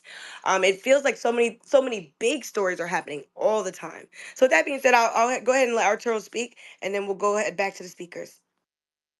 Hey guys, yeah, I just wanted to chime in. I was listening to this conversation when it popped up, and a lot of good points being made here. And honestly, the Charlie Kirk thing, good riddance to bad rubbish, I guess. I do sympathize for his kids a little bit because they're young, they don't know, they're probably sheltered from what he does. They're young enough to probably don't even know what the hell social media is. I do agree with Allison though that he was just going to raise them to be like him, and him being out of the picture. Maybe this wasn't the ideal way to take him out of the picture for the sake of the kids, but it's going to be better for them. I think it's going to be better for society overall. This dude has big footprint, large platform, extremely bigoted, extremely racist, anti-trans. I see a lot of conservatives saying that, they don't want us to have to sympathize for him, but they're asking us to shut up about it. And I thought to myself, well, I remember what he said about George Floyd. He didn't let that man rest in peace. I remember what he said about children in Gaza. He don't let them rest in peace. A lot of the things that Charlie Kirk has said can be, you can easily say that were related to mass shootings or led to mass shootings. I can think of at least two. Um, Charlie Kirk didn't show any sympathy for those people, didn't take any accountability for his words or his actions. Never once said anything nice about anybody who wasn't white or wasn't straight or wasn't male. And at the end of the fucking day, there's no place in a civil society for people like him.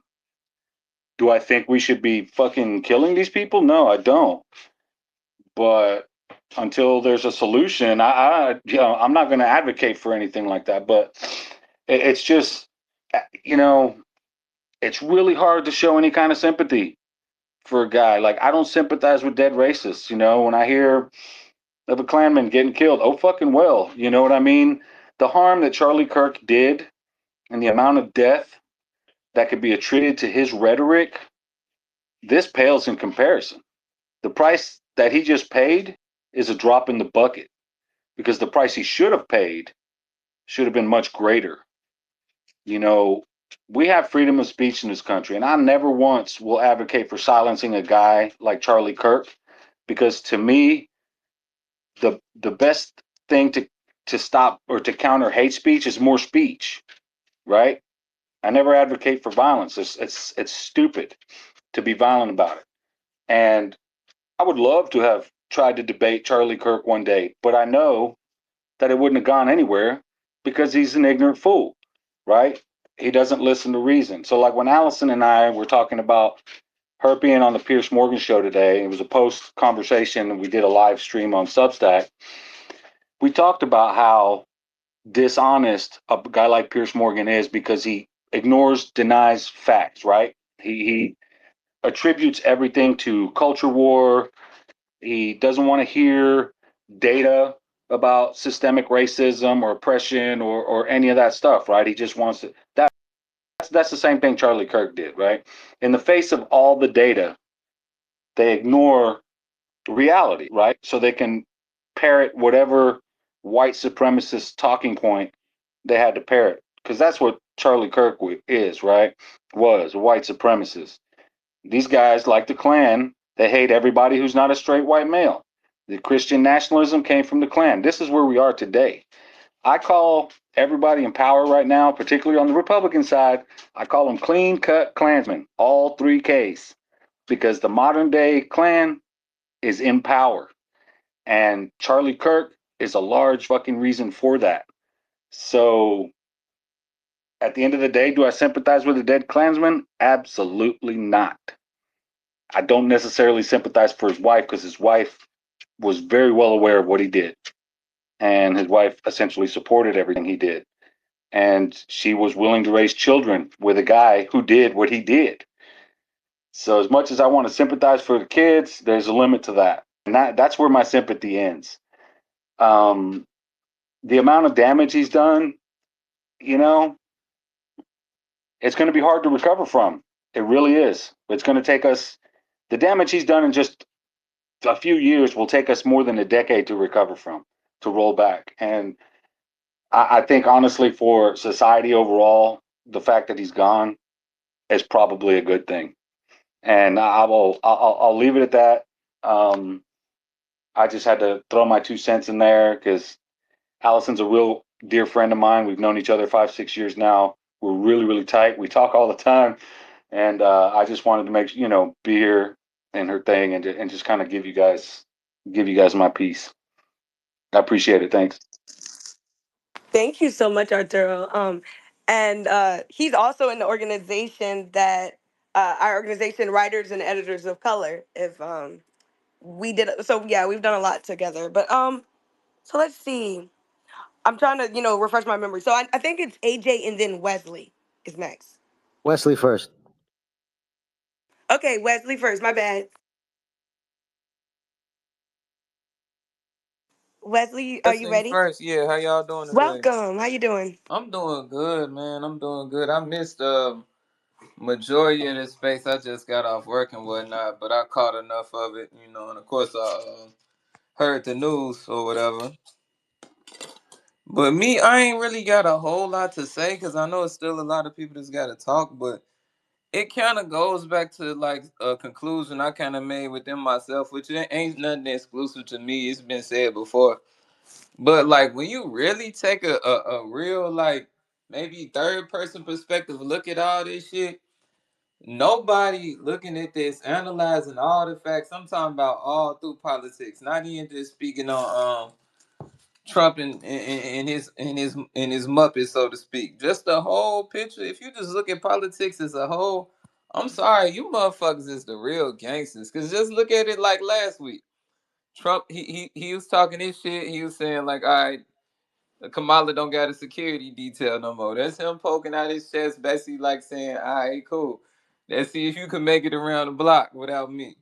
And then when you look at this, it's like with the Charlie Kirk guy, it's like Trump, all he do is talk shit 24/7. All his little homie Charlie Kirk did was talk shit 24/7. And I'm really trying to get away from this perspective because I know it suits me no good besides in my environment. But it's hard not to have a street perspective when it comes to them too. It's like you talk shit and people get hurt. That's just the reality. You know what I'm saying? So, that's kind of my perspective. I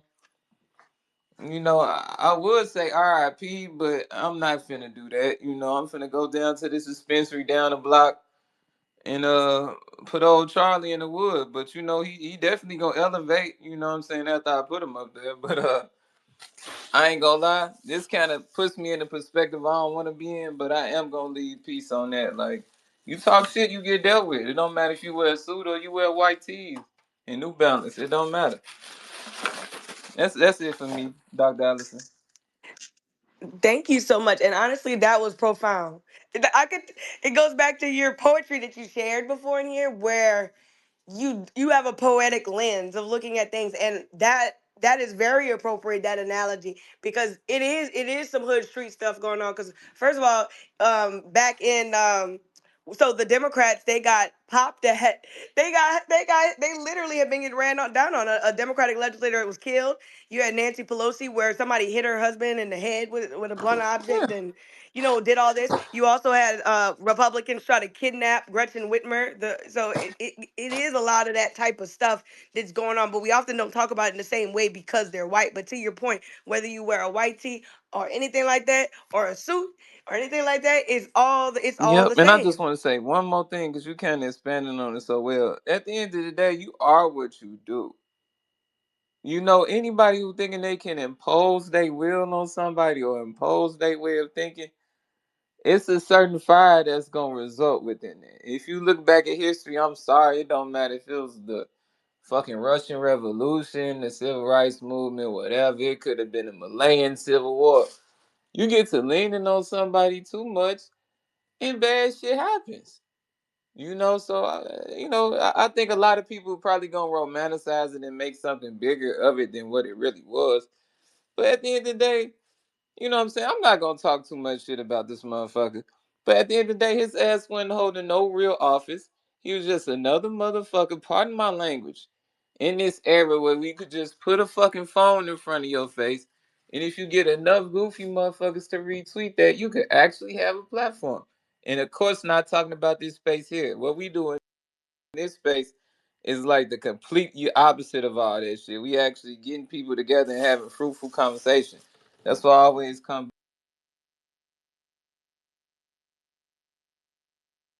Thank you so much, Wesley. And I think yeah, I think as we reflect on it, I love the perspectives everybody's sharing. And I think that even though it is fresh, I think that some of these ideas do seem well developed. I'm always caught, like, if anything, sometimes when stuff like this happens, I actually stay off of social media because I am a writer and I try to maintain the integrity of how I think of things by kind of starving myself of other people's takes. If I take in everybody's takes, then my take might fuck around and be an amalgamation of their takes. And I don't want that. You get what I'm saying? So, but I'm doing something different here and I'm just talking about it. And y'all are really profound. A lot of the things that some of you have been able to say in very short order of this happening. I told Arturo earlier, it's frustrating for me because I'm all about trying to make progress. I consider myself a pragmatist. So ultimately, because this does not benefit me directly, that I think of it from a logical perspective, which I know it may be cold blooded, but I look at it like, well, this doesn't benefit me. Because now, the people that were extremists on his side, for some reason, it's like they're gonna uplift him to like godlike status. Like they're gonna treat him like a Kyle Rittenhouse. Not that Kyle Ritten, obviously the roles are reversed, right? But I just definitely think that and I also think it's ironic because most of us believe, so far that it's likely a white person did it, given the location, and given who tends to shoot up schools. It's not black and Latino kids that are shooting up schools. It's typically young white men. And yet every time we say that, they want to say, "Oh, what about the inner city? What about the inner city crime?" And it's like, "Oh, you mean the crime that's down 25 or 29% depending on where you are? That crime, the crime that's down? Oh, okay, I forgot. We can't say that crime's down. We have to pretend like crime is perpetually up and make everyone afraid of everyone." I think that that type of fear mongering is really dangerous. And I think that's what Charlie Kirk was doing. And what we're learning is it wasn't just dangerous to others, it was dangerous to him. He literally spit out so much poison, it ate his ass up. Because basically he made so many. Think of it like this: even though Trump's alive, there have been several alleged attempted assassinations. To me, what that indicates, just like with Hitler. I know people don't like that comparison, but get to like it. Um, when Hitler was in power, the Germans tried many different times to assassinate him, and they failed. But it wasn't for lack of trying. And what that reflects, if we look at it from like a scholarly perspective, what that reflects is that many people are discontent, right? Like you're facilitating widespread discontent.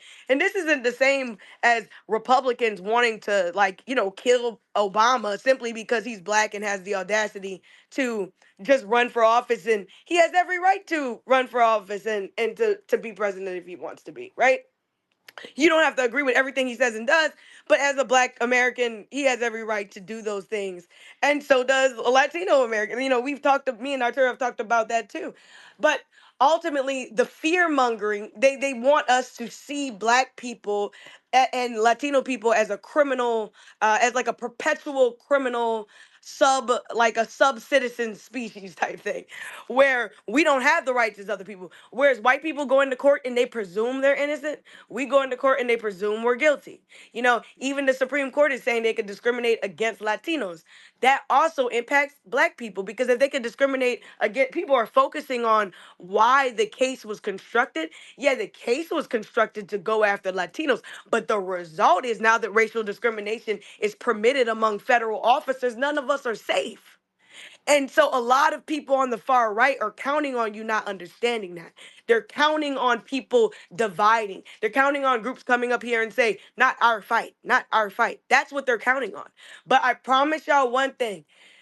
I do believe in the power of the people. And I do believe that when we come together, we are an immovable force and we can win and we can make this place, this country, we can make it whatever we want to be if we empower one another and make sure that everyone has a voice. All groups around need to have voice and need to be represented.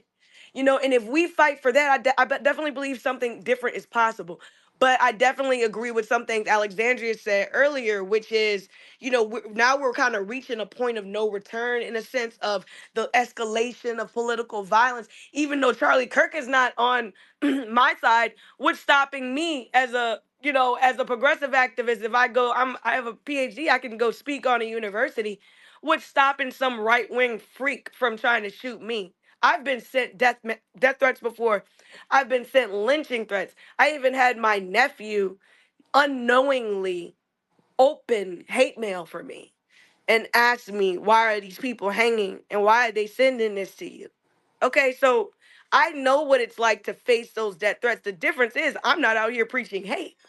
I don't preach hate. Despite all the hate white people provide for us, I don't preach hate for them. What I do preach is that they abandon those issues. And if people run back the voice clip, because this is a recorded space, run back the clip. There was a young white man earlier in here today that was saying he was pro-black, and we supported him and we appreciated him.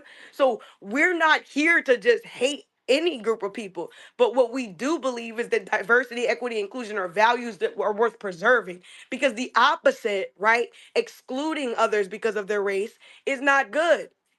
We did that before. Our grandparents, I know I'm a millennial, so maybe if you're younger, right, your great grandparents, but my grandparents survived Jim Crow. My grandmother just died a few years ago, and she lived till she was 95 years old.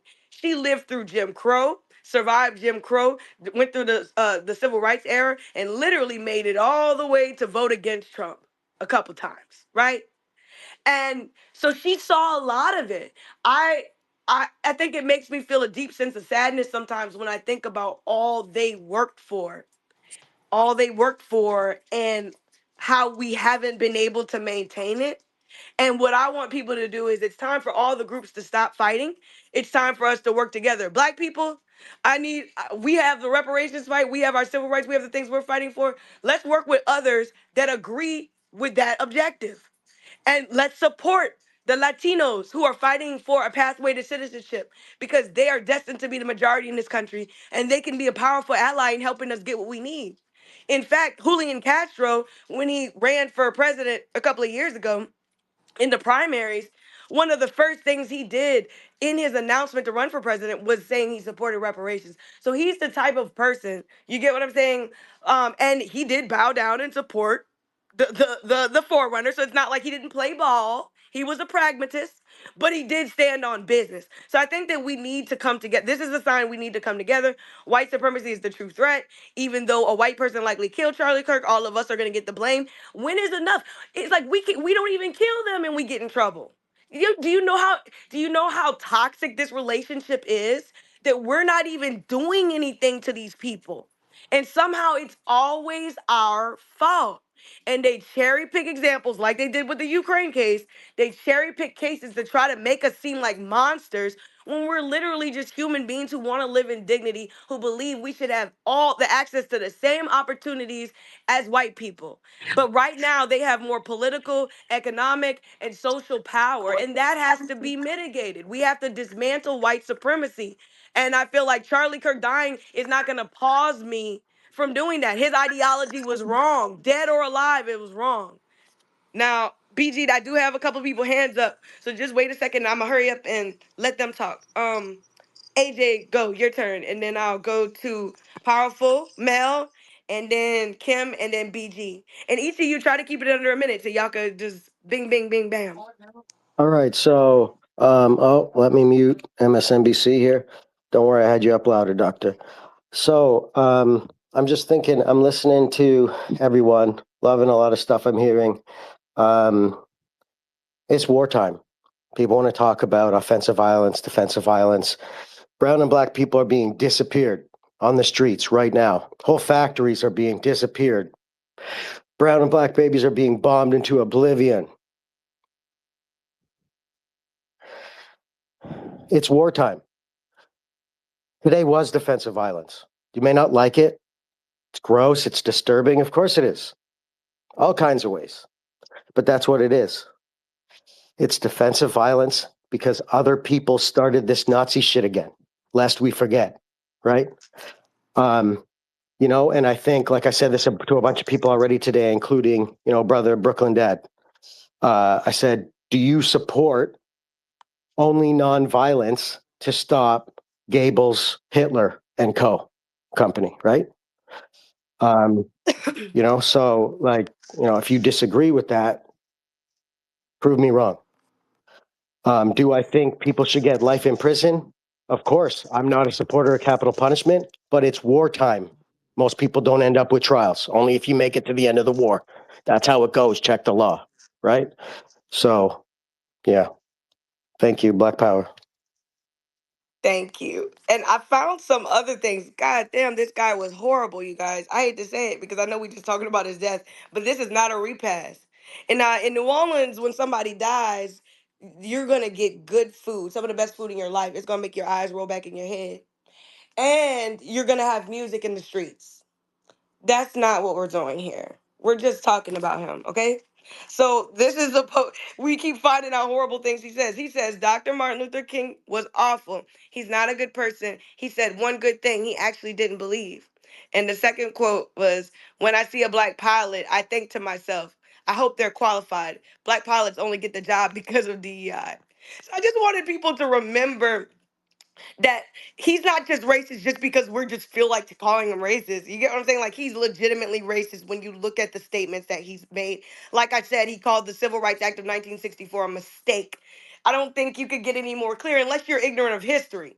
If you're ignorant of history, just say that. But if you're not ignorant of history, then you would understand that the Civil Rights Act is literally what put the nail in the coffin of Jim Crow. So anyone that is attacking that legislation wants to remove the Civil Rights Act. And to be clear, that's not just about black people. That means any discrimination against any race, any ethnicity, any religion, any person of a religious minority, also nationality and sex.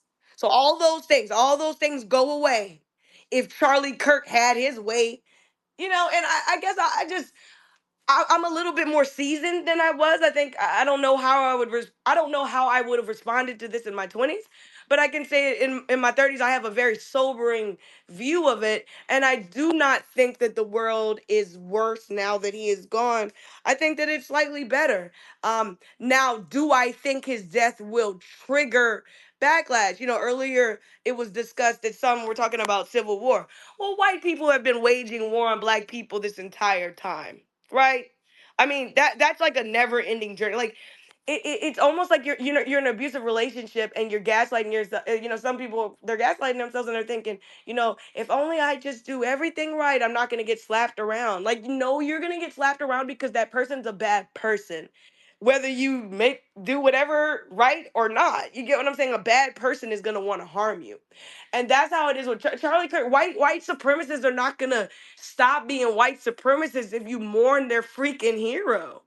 And I guess I just feel like that type of that type of rhetoric is kind of fake, and I'm not a politician, so I don't have to. I think the way a politician has to move is they have to always be conscious of a constituency, and based off whatever seat they want, right, whether it's local, state, or federal, they have to kind of investigate what are the views of these people, and they have to try to like mitigate or address all of them. Now, whether the people are going to go for it or not, that's another discussion, but that's their job. But see, by me not being a politician, like, I have no need to say, oh, I need a certain amount of white people to like and support me. No, I don't need you to like and support me.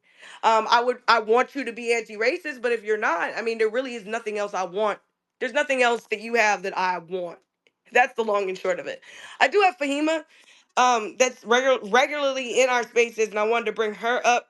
And I also wanted to say, so after Fahima comes up, so yeah, so after Fahima comes up, I guess we could start our final statements because, as y'all know, if we really wanted to, we could have been on here till midnight. But I figured, let's do one more round. So if you're up here, let me see, Mark Carter. Let me see. OG, putting everybody up here, but we have been in here a while, so I'll just kind of refresh everyone's memory.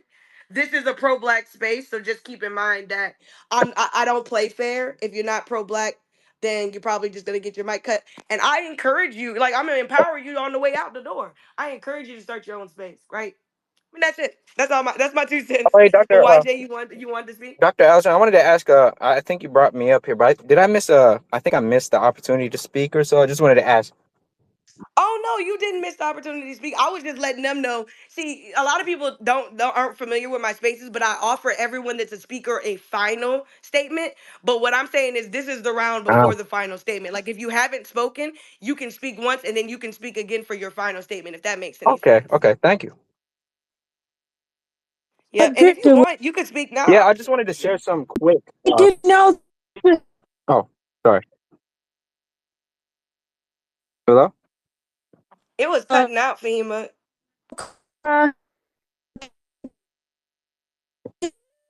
The audio is sounding off, or is it just me? Oh, I can't hear. We I'm can't hear sorry, anything. Fahima. I couldn't hear anything you're saying. We can. Yeah, I couldn't. Nothing you were saying was legible. Um, I can hear you faintly. I could hear you say that. Yeah, Yes. now it's much better. Yeah, that's crystal clear now. Yeah, you could jump in and then YJ could go if you want to go ahead and Oh speak, yeah. Oh, Fahima. she could speak for. But now it did it again. Okay. Twitter is mad at you. Twitter is mad at you. Yeah. You gotta leave and come back. You still Cause can't hear me? well Hey, now man. I can. That's Okay, so I'm gonna. ironic when you said can you hear me I could hear you but before then I couldn't. So I'm about to invite you to speak again and that way we'll see if it fixes it. But why YJ why Yeah. don't you just go ahead? Okay. I was just gonna say, I think I can't find myself to really believe that. Yeah. Oh yeah. Hockey. He Yeah. just kind of barely. One, I didn't know this was the Arturo Dominguez that you offer ref. We follow each other. I want to say, como esta, my brother? Good to see you. I DM'd you an article that I wanted to put in the Jumbotron, if you'd be kind enough to do so for me. There was a shooting in Colorado. And what?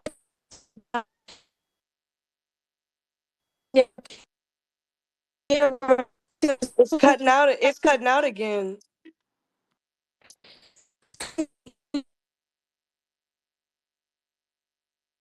I'm sorry for him. It just keep cutting out. I don't know what's wrong with it.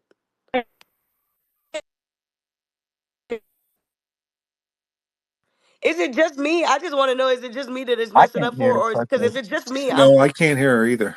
okay. Well, Fahima, try leaving the space altogether and coming back again because I don't know what's wrong, but for some reason it's giving us problems. We love you, Um, Fahima. okay, YJ, why no, hold on, because YJ was speaking for four, so Oh, let him okay. speak. I was just gonna say real quick. I don't believe that that Charlie will be like seen as this martyr that will lead to like some reform and peace and all this stuff. Just like the other guy said earlier, he's just like some political commentator. And I think, if anything, it's going to be something that people talk about briefly, and maybe some politicians who share the same beliefs will like find a way to pin it on other political enemies or whatever if they're petty enough. But if anything, I wanted to comment on one thing that I don't know if we spoke on, but I think there's going to be like a wave of people, if not already, just kind of saying that like it's a shame that this guy died due to a difference of opinion. And I just wanted to say that it's worth mentioning that it's far deeper than just being a matter of opinion or words. These are ideologies that are toxic because they normalize hostility, they dismiss suffering, they led to deepening longstanding divisions that we have in this country. We saw and read the things he said about the victims of gun violence in general and people of Gaza. It's dehumanizing, it's dangerous, as we all can see. It has real world consequences. And I mean, it starts to move way beyond freedom of speech when it starts to influence the country, and it shapes that.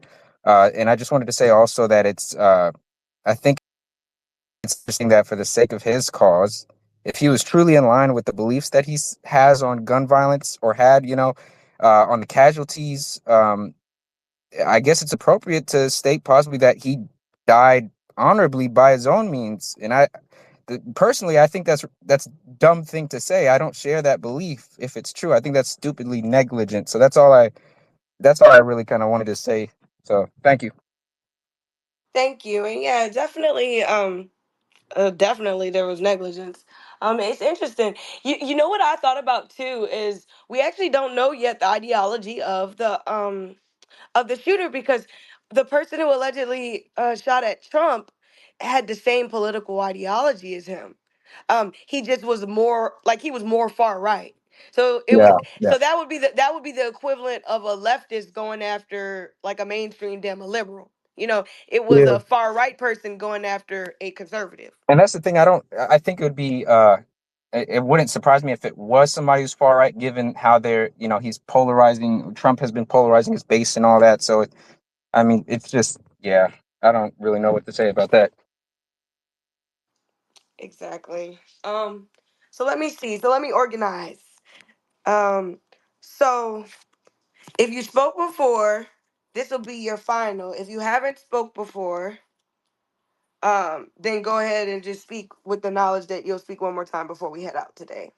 So let's see. AJ, is it you? Am I I'll right? just go real quick. I don't know who it is, but I'm hoping that a lot of people start wondering what really happened in Butler, Pennsylvania. Did the butler do it? Did the pizza guy do it? Who done it? And I was saying earlier when I interrupted just for a second, I was saying, we love you, Fahima, in case you're listening, in case you can hear us, because we can't hear you. We're sorry, Professor Fahima.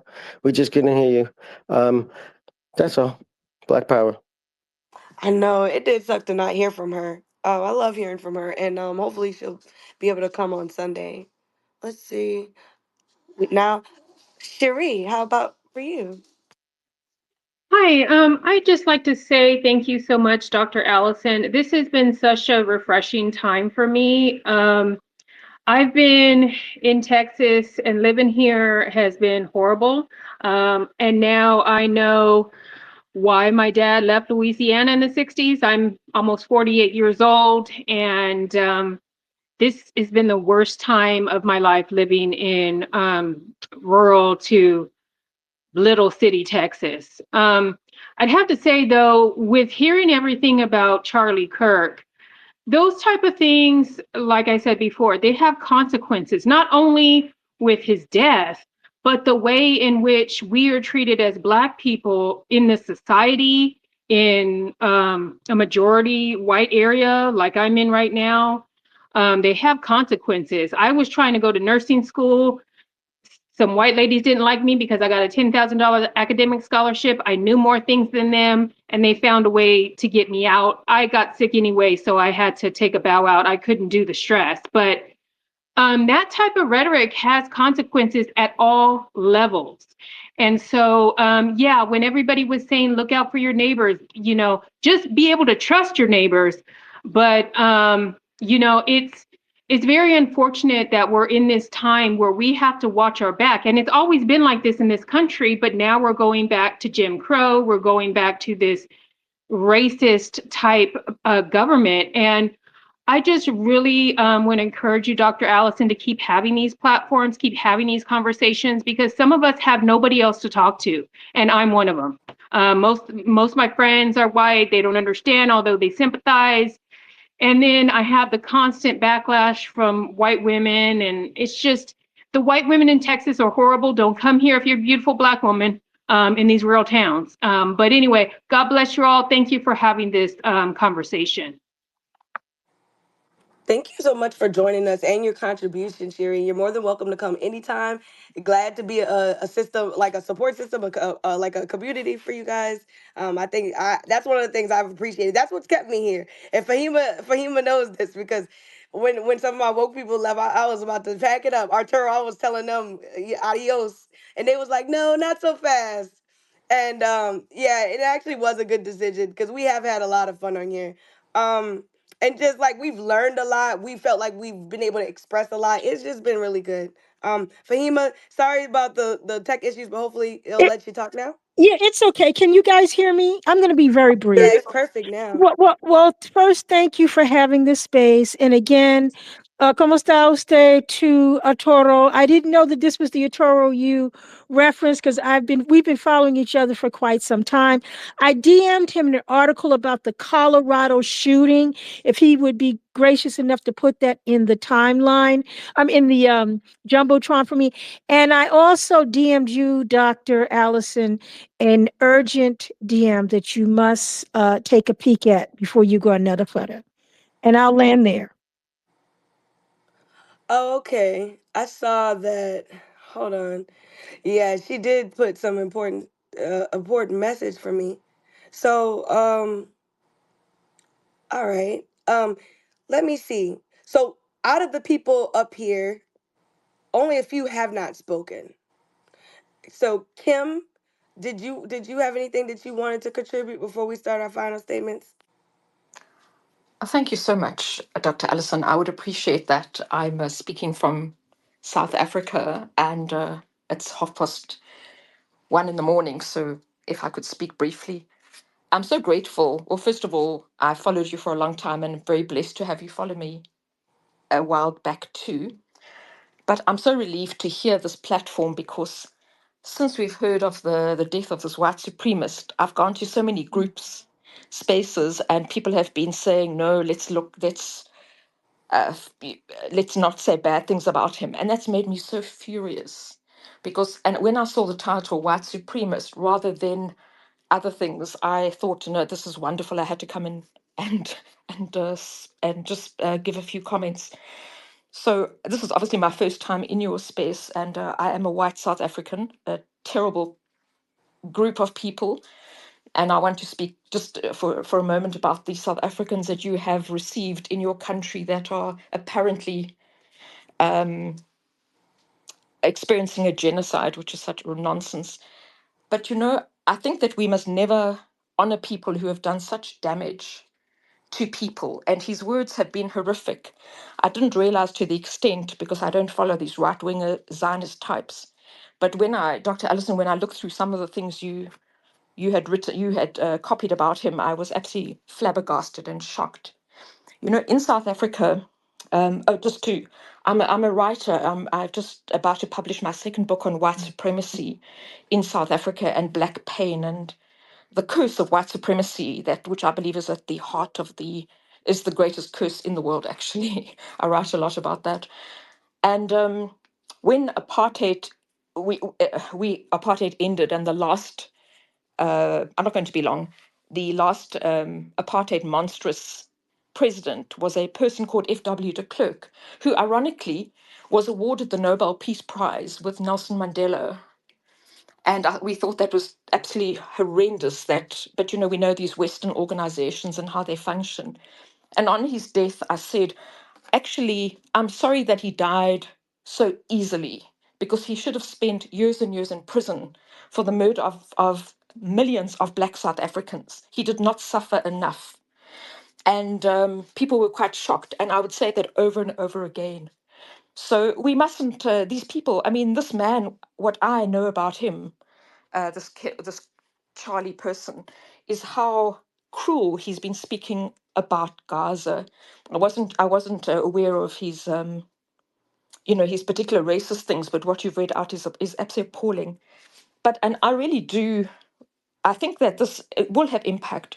I wrote recently about commemorating the murder of George Floyd. And I did a lot of research and I was astonished. Well, I shouldn't have been astonished to see the absolute horrendous prejudice and violence that is against African Americans by the police force. And I looked at the statistics very carefully.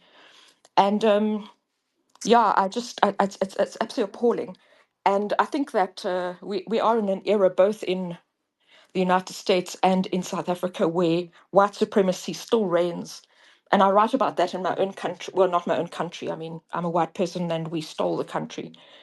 But the colonial and imperialistic forces are still in play and white supremacy reigns. And it's very disturbing.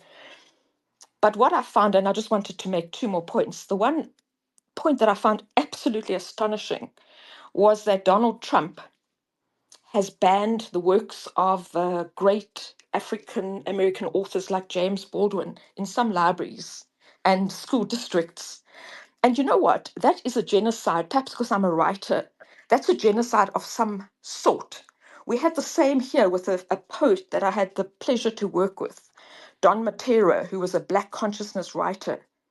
And the African National Party government, which was meant to be a Black political party, but actually is a neoliberal party, refused after apartheid to have his books taught to children because white children may be offended. And so, the white supremacy and the black pain is something that is still like the world order, actually. But yeah, and I just wanted to make a final point. It's so shocking that how white life is valued so much because you have some of our white Boers, the people who came to colonize South Africa in the first place and have been absolutely racist and haven't changed at all, have held on to their privilege, and then cry to Donald Trump, and you have them in your country. And obviously, I've done extensive interviews about that. these are people who, what I found astonishing was that America felt that they would, well, Donald Trump, they would affiliate better into the American society than other people. And I write a lot on Africa, and there are true refugees. There are people being who need shelter in countries, but they're black and they're being ignored. So yeah, I think we're in a, the world hasn't changed, and white supremacy, I think, is even becoming worse. I was on this is my last point. I was on a space the other day with a horrible white supremacist who called me a communist bitch, but I actually thought that was a wonderful compliment, but he didn't mean it in a good way. But he was saying to me, where do I see there's no white supremacy in the world? And where's the epicenter of white supremacy? And I said, the United States. And he was quite shocked. But we shouldn't be shocked because the whole country was built on on slavery and black pain. And I really fear for you because I think the system is getting worse. And my thoughts and praise with you. Thank you for the opportunity to speak. It's a great privilege. Thank you so much. It's so great to finally hear your voice, and hear your perspective. Thanks so much for coming and doing that. Um, that was beautiful. Y'all, this is one of I know I'm gonna listen back to this space. This was such a surprise because I almost didn't do this. I mean, Arturo knows I had a very long day. And I almost didn't do this, but um because it happened and I felt like maybe other people were feeling like me, like maybe would like to process this with others instead of alone. A lot of times we are forced to kind of process things alone because maybe no one's, I remember when the story came out that Zimmerman was exonerated for killing Trayvon Martin. I was working at Louisiana Pizza Kitchen in the French Quarter, right at the edge by the French Market. And I remember just taking my apron off, walking outside, and going into the streets. And there were other people that were doing the same thing. And the next day, none of the white people said anything about it. But we literally just walked out. We looked at our phones, and when we saw that, we just walked out into the streets and just started marching. And literally, we shouted until our voices were hoarse. You know what I'm saying? And then, of course, you know what comes after that. Then you have to organize because you realize that you can shout and you can cry in the streets. We literally protested. Some you win, some you lose some. We protested to get rid of the Confederate statues. I have some pictures of me from Instagram. If you scroll way, way down, you'll see me, a slightly younger version of me out there by the statue that got torn down when we are just like protesting it. And we also protested the expansion of the jail. Now we lost that one, right? It feels good to win. It don't feel good to lose. But honestly, it feels good to fight with people that's willing to fight for all of this, right? And that's what I love about what we're trying to create here. We're trying to create a place that's accepting. We're not like, oh well, we like you except if you're this, except if you're that. If it's your acceptance is what makes us accepting of you, right? And earlier, Wesley was talking about, pretty much he was citing this idea of we have to become intolerant to intolerant people. And I think that's why Charlie Kirk dying kind of makes us reflect. And I think the fact that we've taken the time to reflect actually makes us good people. Because we didn't have to give it this thought. There are many Americans who would not honestly saw that and kept scrolling or ain't even going to be online tomorrow and tomorrow going to be like, what are you talking about? So we did take the time to think about it and process it for better or worse. And that's more consideration than he ever would show to any of us. You get what I'm saying? So like if it's about that, then I think that all of us, we are thoughtful people. And honestly, bad people, and we had this discussion when Hulk Hogan died, right? Hulk Hogan said some racist things, and honestly, you know who else said some racist things that makes me feel like it's gonna be weird, it's gonna be drama again when he goes? Mel Gibson. Like he literally at one point was saying that he was talking to an ex-girlfriend and he was being, how you just say mean stuff. Well, for me, I don't know about y'all, but I have limits.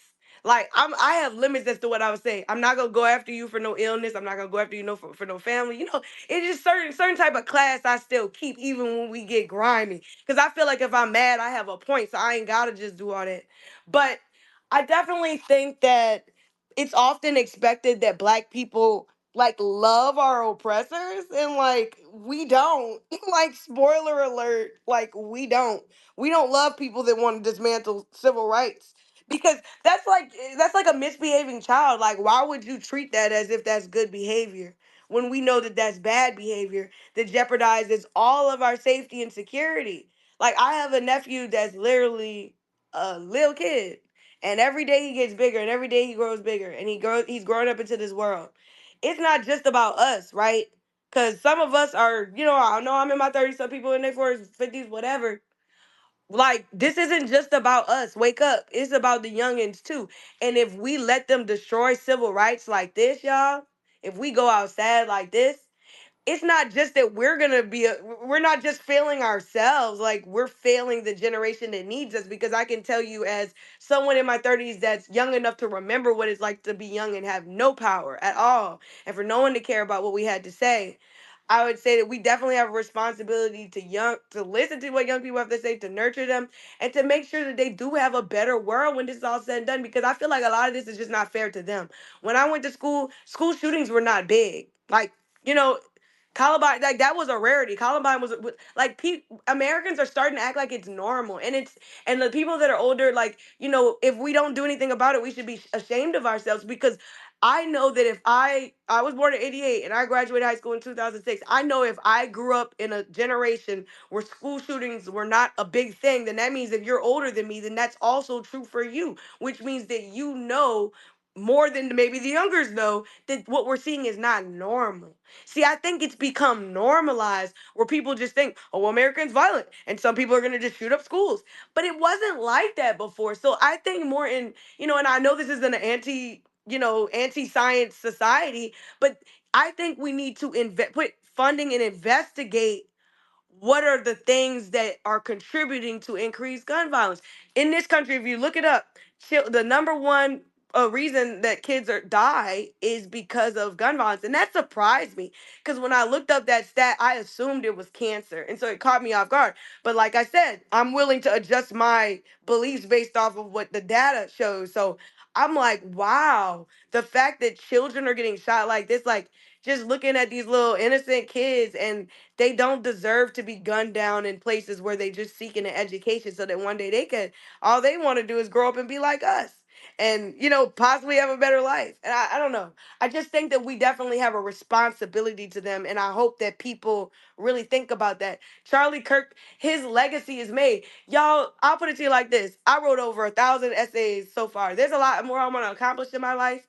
But one thing about it, if I drop dead today, I have a legacy just like he have a legacy. And my legacy is not one of hatred. So I do feel like I can judge somebody that's living this life and, perpetuating hatred against others, just like I judge Donald Trump. Y'all can't just stop at Donald Trump. Y'all got to stop treating him like he's the only evil in this society. He was empowered by enough Americans. So what does that tell you? A lot of Americans actually agree with him.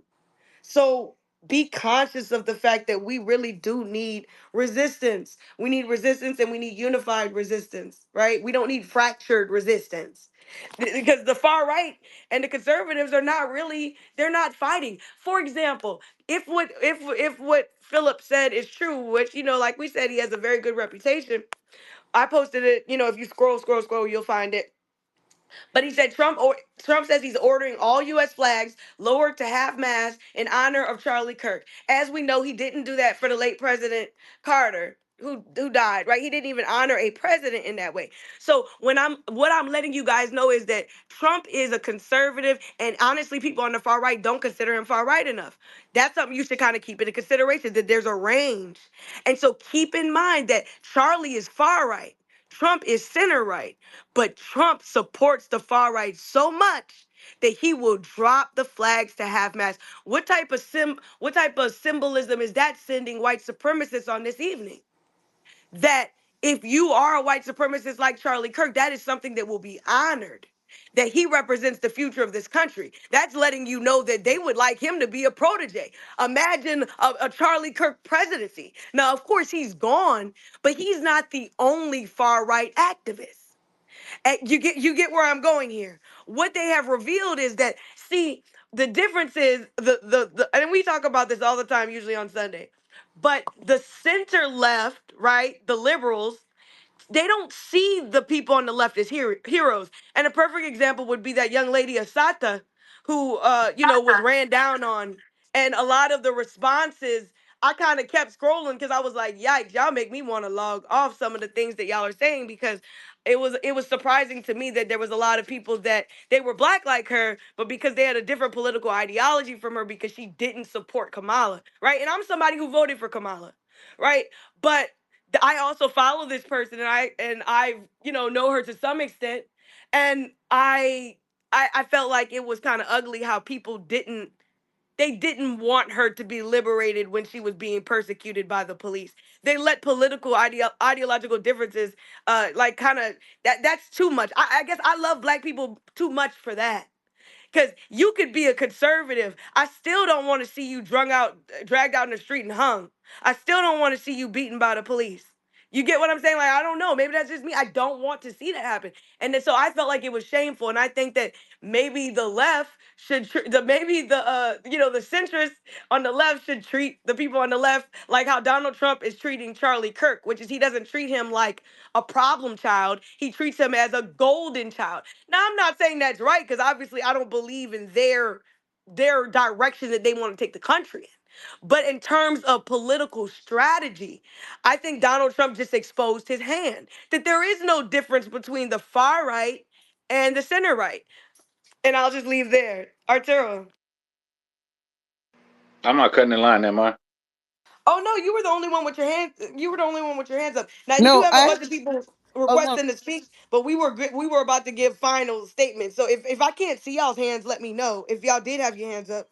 I have my hand up, but I'll go after Arturo. Hi, Arturo. Okay, thank you. It must be something Hey, wrong with the system. Okay. yeah. So, at the end of the day, Charlie Kirk is a victim of his own creation, right? This is the country he wanted, right? He says at one point I saw a tweet something along the lines about, yeah, gun violence is bad, but it's necessary. Well, I guess you're right, right? At the end of the day, I'm with you, Allison. Like I have, I don't know, probably 2025. I don't even know how many essays. I'm working on a book. A lot of my work's in the Library of Congress, right? I could die tomorrow, and ain't nobody gonna fly no flags at half staff. Ain't nobody, no president gonna say nothing about me. None of that. But if you're, a racist or white supremacist, then yeah, let's try to martyr this guy, right? I've already seen people saying that he's some sort of martyr. Like, no, dude, he's not.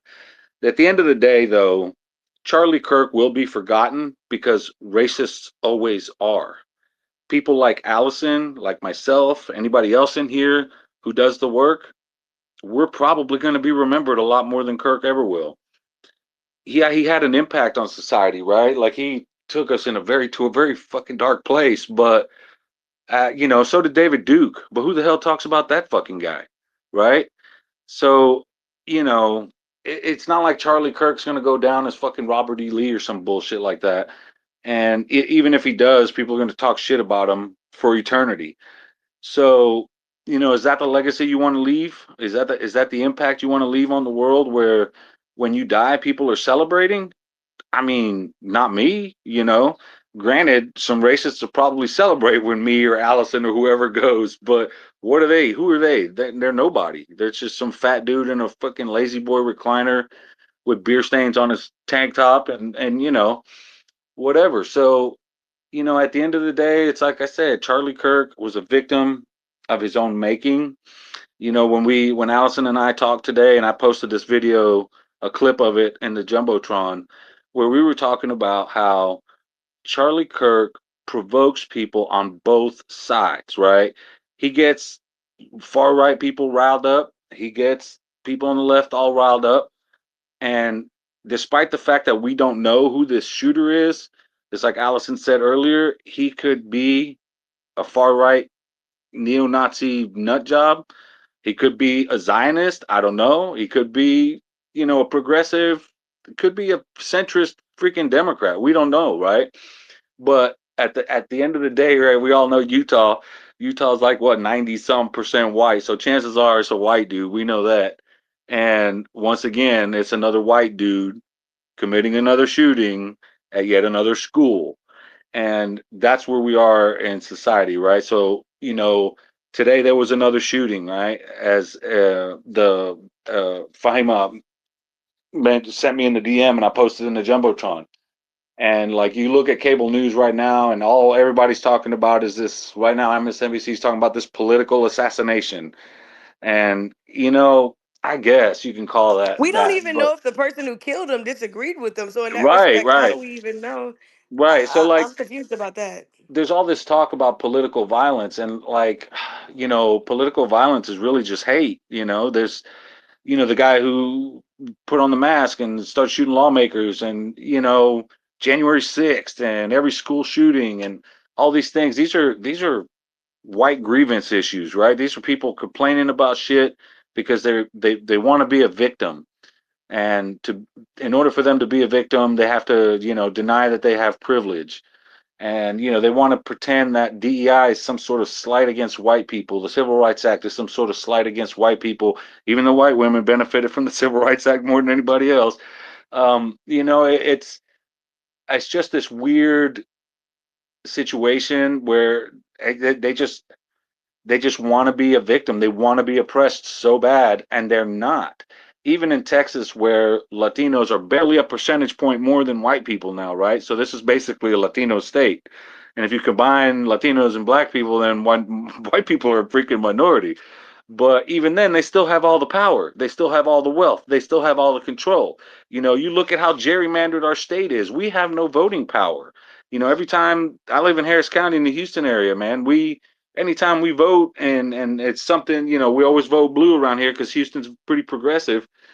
Here comes Greg Abbott and all these Republicans trying to do something to take away our rights. So no matter how much they want to try to be a victim, like Charlie Kirk tried to portray himself as a victim. He's funded by billionaires, the Uline family. He pays himself 200 grand a year. He was making who knows how much on social media. That dude is not oppressed. The dude had no grief. He had no problems. He had nothing. He just liked to talk shit because he's a damn hater and he hates everybody who ain't him. And the only people he likes are people who kiss his ass. So, you hear conservatives all the time talk about, oh, billionaires, they just use racism to keep the country divided. Well, Charlie Kirk is the epitome of that because billionaires paid him to do it. Parler, the hate site, is owned by the Mercer family, billionaires. Billionaires fund hate groups all over this country. I have reported on this, I don't know how many times, but they guys like Charlie Kirk get their money through donor advised funds. It's dark money. Billionaires pass that down. All kinds of big names like JP Morgan and all the big banks have these donor advised funds, so they're helping funnel this money down. You know, that Charlie Kirk's death isn't going to really change much because of that. Because white people in this country have all the power, all the wealth. They control all the money, the finances, the Wall Street, everything. But at the end of the day, it's another loudmouth gone, right? We took a megaphone away. Well, I can't say we, somebody took the megaphone away. And that's like I said earlier when I was talking, that's a good thing, overall good thing for society.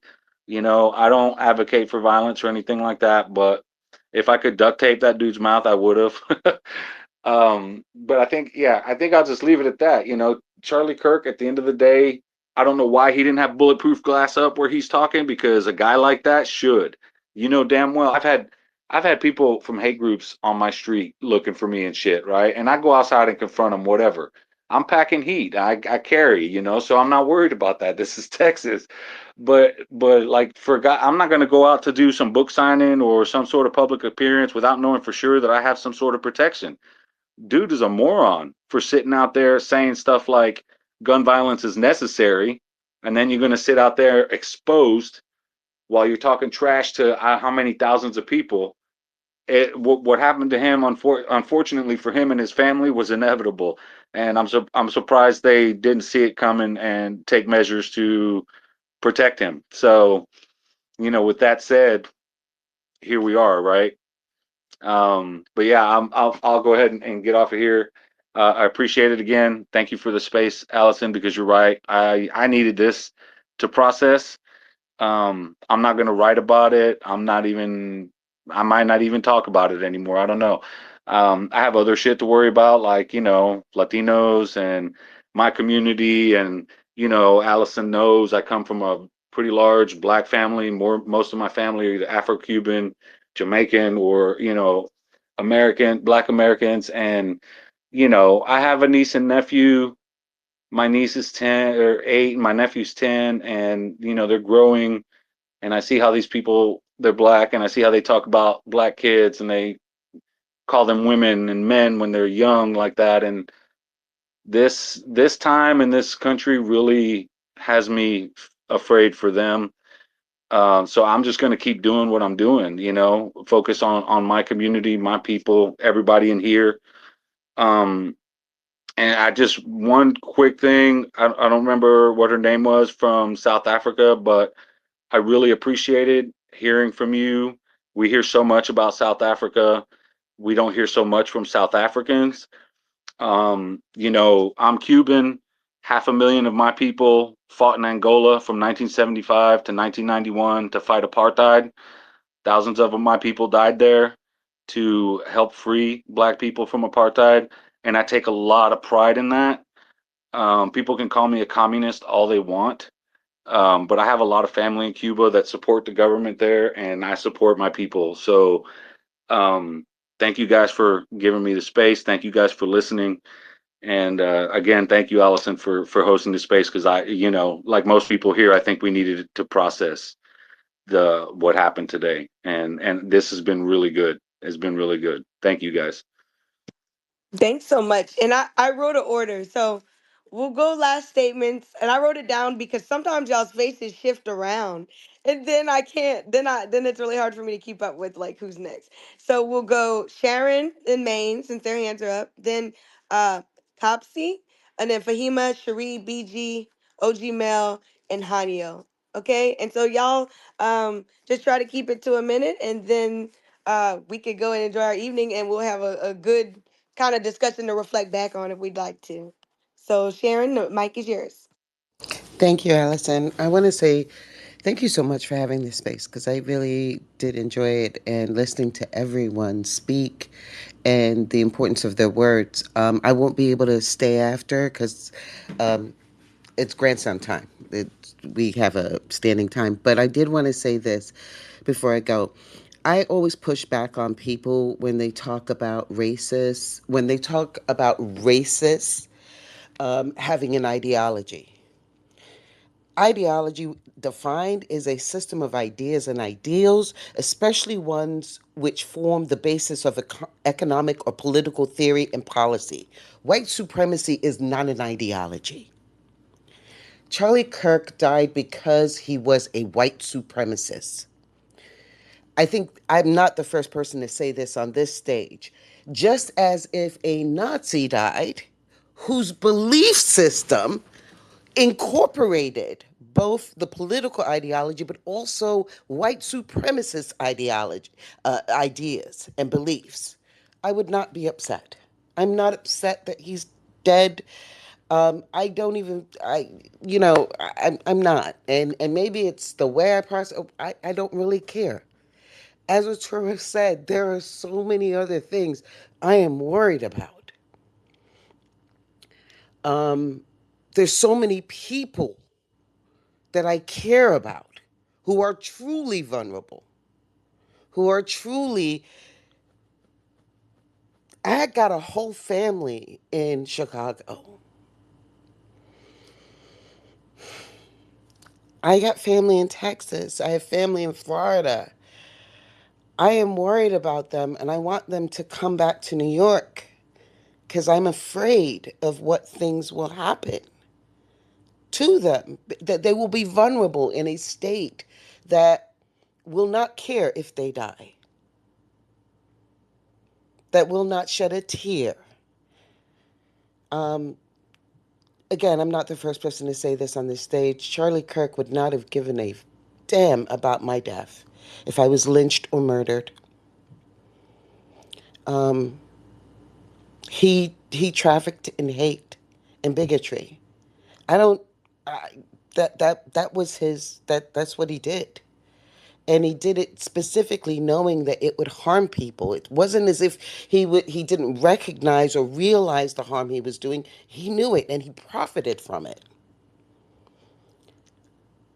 It's not a question of sowing what you reach, but no, he did not die for his ideology. He died for his bigotry. And that's all I have to say. So thank you so much. Again, an awesome space. Can't wait to hear you tomorrow. Awesome space, Arturo. Everybody who is on the stage and speaking after, thank you so much. Thank you. What amazing closing statements. That was perfect. Maine, you're up.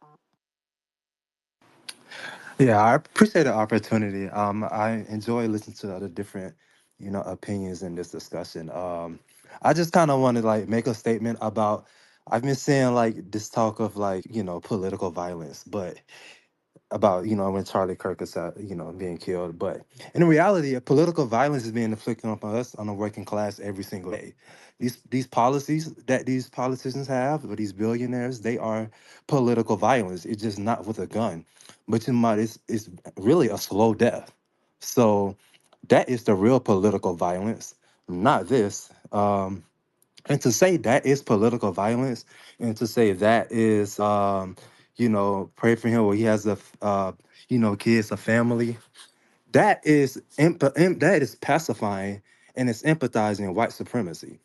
This is the same thing that was kind of done during the Civil War, the crushing of Reconstruction, and then during the Reconstruction time period. These Confederacy, they were sympathized. Their hate was sympathized, and that's one of the main reasons why this country, mainly the South, is the condition that it is today.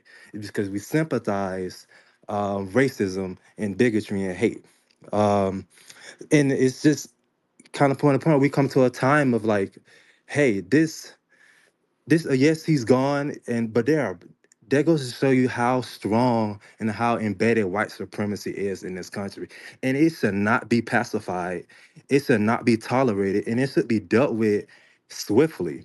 No matter how, these people should be removed from society at the end of the day. I mean, yeah, I'm not rooting for their death, but it still should be dealt with, because this is one of the main reasons why this country, everything ties back to white supremacy. And and you kind of notice, like, when these kind of people that he's being praised and hollered by, Trump and a lot of politicians, but they don't do that for, the activists, the people who fight for good, because this country is racist. So in order for us to move forward, we have to, of course, like, organize, build community, and we have to reject and not pacify racism, at the end of the day. So I just kind of wanted to make that statement, on this whole, like, Charlie Kirk thing. Like, hey, we can't tolerate it, and it should be dealt with accordingly.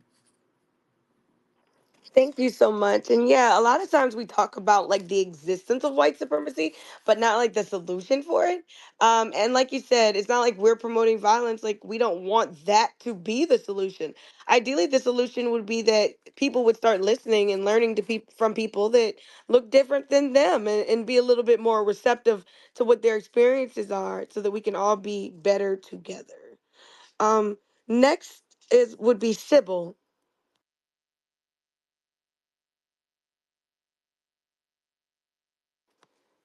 And if she's not available, then it would be Fahima. Okay, I just want to say thank you again for having the space. We needed some place to process, and I'm glad that you did, along with Brother Toro, provide that space. And I'll see you on Sunday. Thank you so much. Yeah, I look forward to it. Y'all my Sunday family. Y'all my you know that. All right.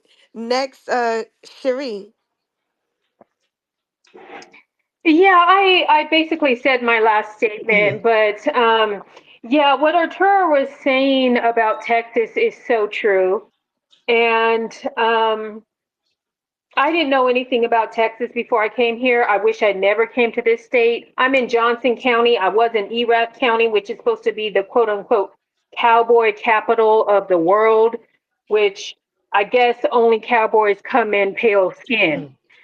So I I just really want to stay connected to this space every time you're on because this is healing for me. And I would just encourage everybody, like Fahima was saying, really to organize and to build community. I mean, squash any beef you have, squash whatever you little, things that irritate you about somebody because like the guy was saying before, we are in a war. This is about to be a white supremacist nation if we don't stand up. So thank you again for having the space and thank you for your time. Thanks so much. And thank you for reinforcing this theme of unity because we do need each other and we do need to build community. And that starts off small on our blocks, right? And it extends out toward that. Sybil, you're up again. Hello. I wanted to make sure that people understand that I am not a cold hearted person, but I will stand by the world is a better place with Charlie Kirk dead. He shows up in my feed every single day, so I see constantly what he says and what he's about. The other thing is, kids are impressionable. The man was on a mission to get all white males and females to become just like him. Thank God he's there. That's it. Thank you for sharing your perspective. And I'm glad everybody did kind of feel comfortable to speak their piece because that is kind of why that was the motivation behind doing this. Um so all right. So we did Cherie. All right, so BG. Hello, Dr. Allison. This is my first time with any talk section on this app, but I have followed you for a little while and I got a good feeling from your vibe and your frequencies that you put out with your content. I know you pretty well. Um, I am a hypersensitive. I am 49 years old. I am disabled.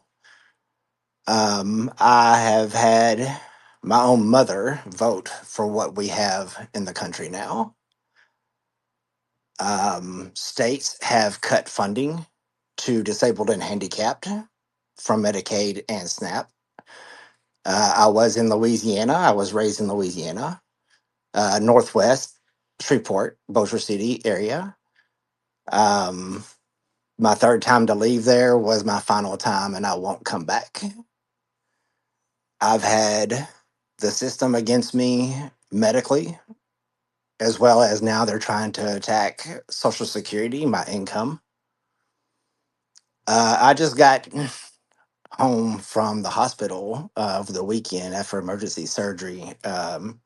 Apparently, I'm a kidney stone factory now and don't know why my body's doing this. But I can tell you from what I can see, this is a race and class war. If you're disabled, they view you as living off the system. Um, they keep what is not paid to us when we die. um, my genetics tie me to Eastern and Western African, and I still cannot to this day, at 49 years old, get my mom to tell me who my biological father is. Race is a very big problem, a very big problem. This white supremacy crap has turned me, everything in my life at this point has turned me agoraphobic. I have PTSD. I have several chronic, I'm a chronic type patient. I have chronic type conditions with life threatening conditions. And last summer, my chance to go home came and I stayed. I don't know why now. I can't understand. I've always been the best me I could be, and my life got disabled and changed in a split second, October 18th, 2013. And I've been suffering in daily debilitating chronic pain with my spine ever since then, over a decade, which has taken its toll on my memory, focus, and concentration. So I also lost my degree along the way. I had to quit before I graduated and got my degree in psychology. I was going to accredited university where the FBI send their people for training, and that was my plan to get out of retail management and do something bigger with my life. But then my work field got taken from me. And eventually, when you sit back and you see you have so much you've lost, how much more do you have to lose? And I can honestly say, I thought we as a country, as a species, were more evolved than this. I thought we were, I didn't think we had this much hate and darkness in this country or in this land anywhere. Now, prior to me coming to Arizona, where I've been the last 3 years, and I'm currently, Arizona also cut my Medicaid and SNAP. So, um, I I don't see with what has happened with Charlie Kirk. I don't see this as necessarily a controllable thing because if people take a step back and look, Rudy Giuliani, okay, you're a politician. Politicians political games with the lives of we the people. Then, okay, he got his spine broken. Okay, now we need to take your benefits like you took mine. The chronic pain, you're gonna know true pain and suffering like I have for over a decade now. That's out of my control. I have no control over that. But what you send out, you will get back. And that's exactly what happened with Charlie Kirk. Now, everything is connected with energy. Our spirit energy, once it leaves the body, energy fact cannot be created or destroyed, only transferred. Now, I go by frequencies from other energy sources. I go by people's content, like me following you, Dr. Allison. And I'm not a verified account on social media because A, I'm disabled and I can't afford it. My check goes to rent, and they're fixing to try and cut that to where I get less. I have occipital headaches that make my skull swell. I have blood clots. I have severe sleep apnea. I've got all kinds I've got spinal stenosis at lumbar and cervical. And everyday movement pushes that moment to happen again when that snap just happens. And from neck down or waist down, it will be paralyzed there down or instant death. And I can't believe that this is going on in this country and people are just sitting back and watching because there's an ancient native prophecy called the Rainbow Tribe. And you can look it up. It's even on Grok. Every race, creed, orientation will unite to restore balance when it's too far gone. It's already foretold. And we know good wins typically. And in the process of evolution, which is inevitable, change is the only guaranteed constant we have in life. There's always going to be change.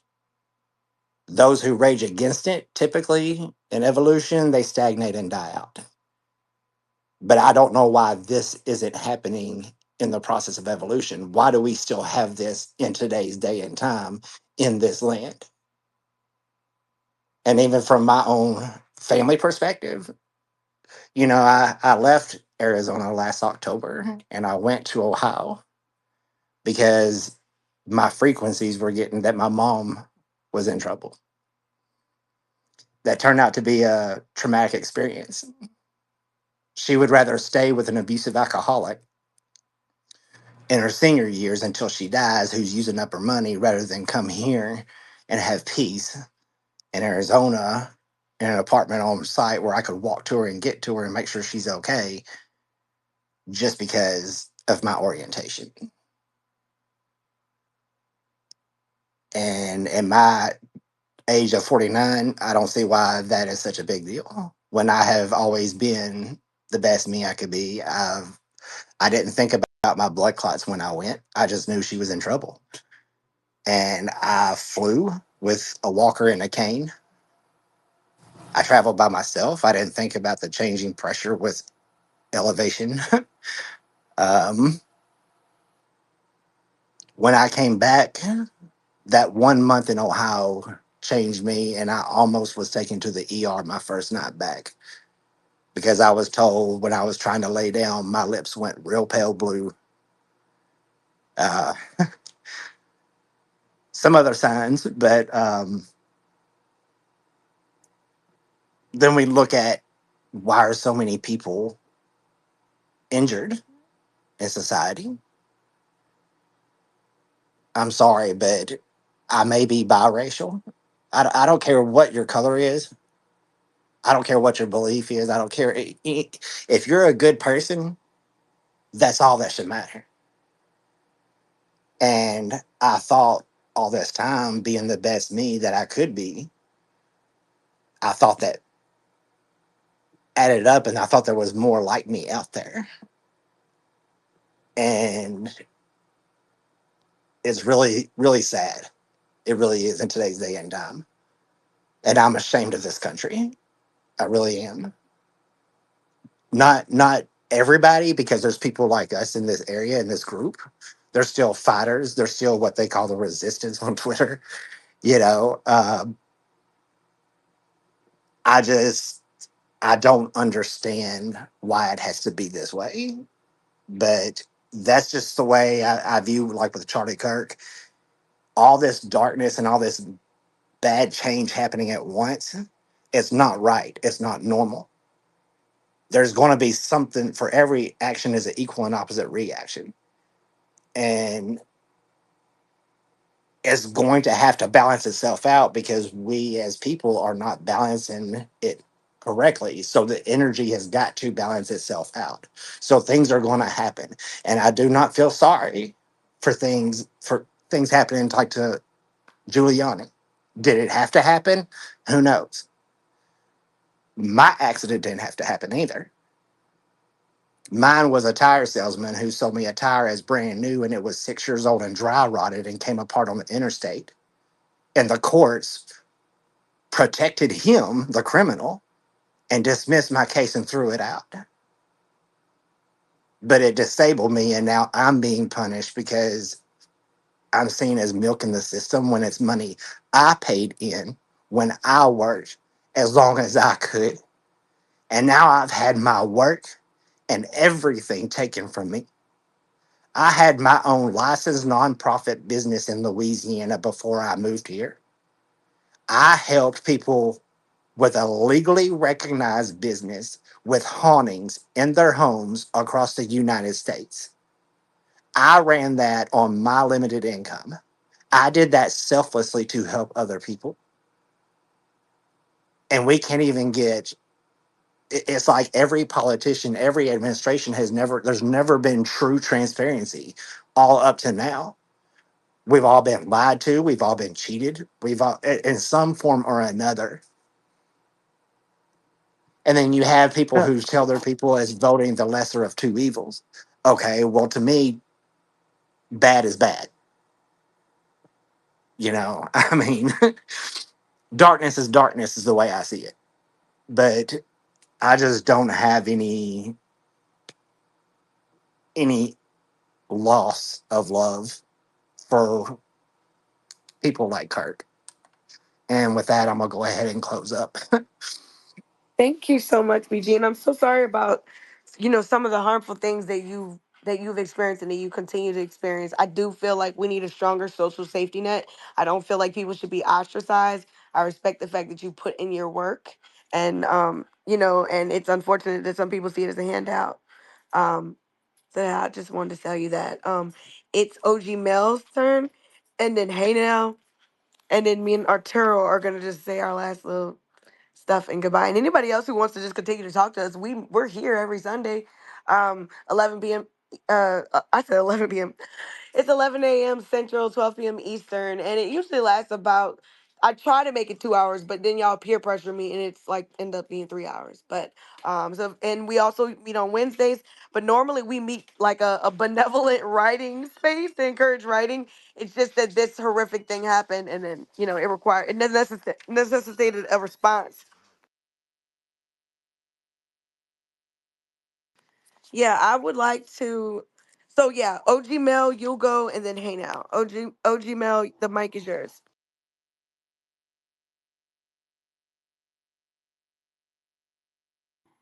And if you're not ready, we can go to Hey Now and double back if you do become. Oh, I'm sorry, Haniel, right? Am I saying it wrong? Is it Haniel? Yeah, Alison, doctor. Yes, it's Haniel. Thank you very much for the time given. I don't really have much to say, but what I want to contribute is this root cause of what anti black racism is.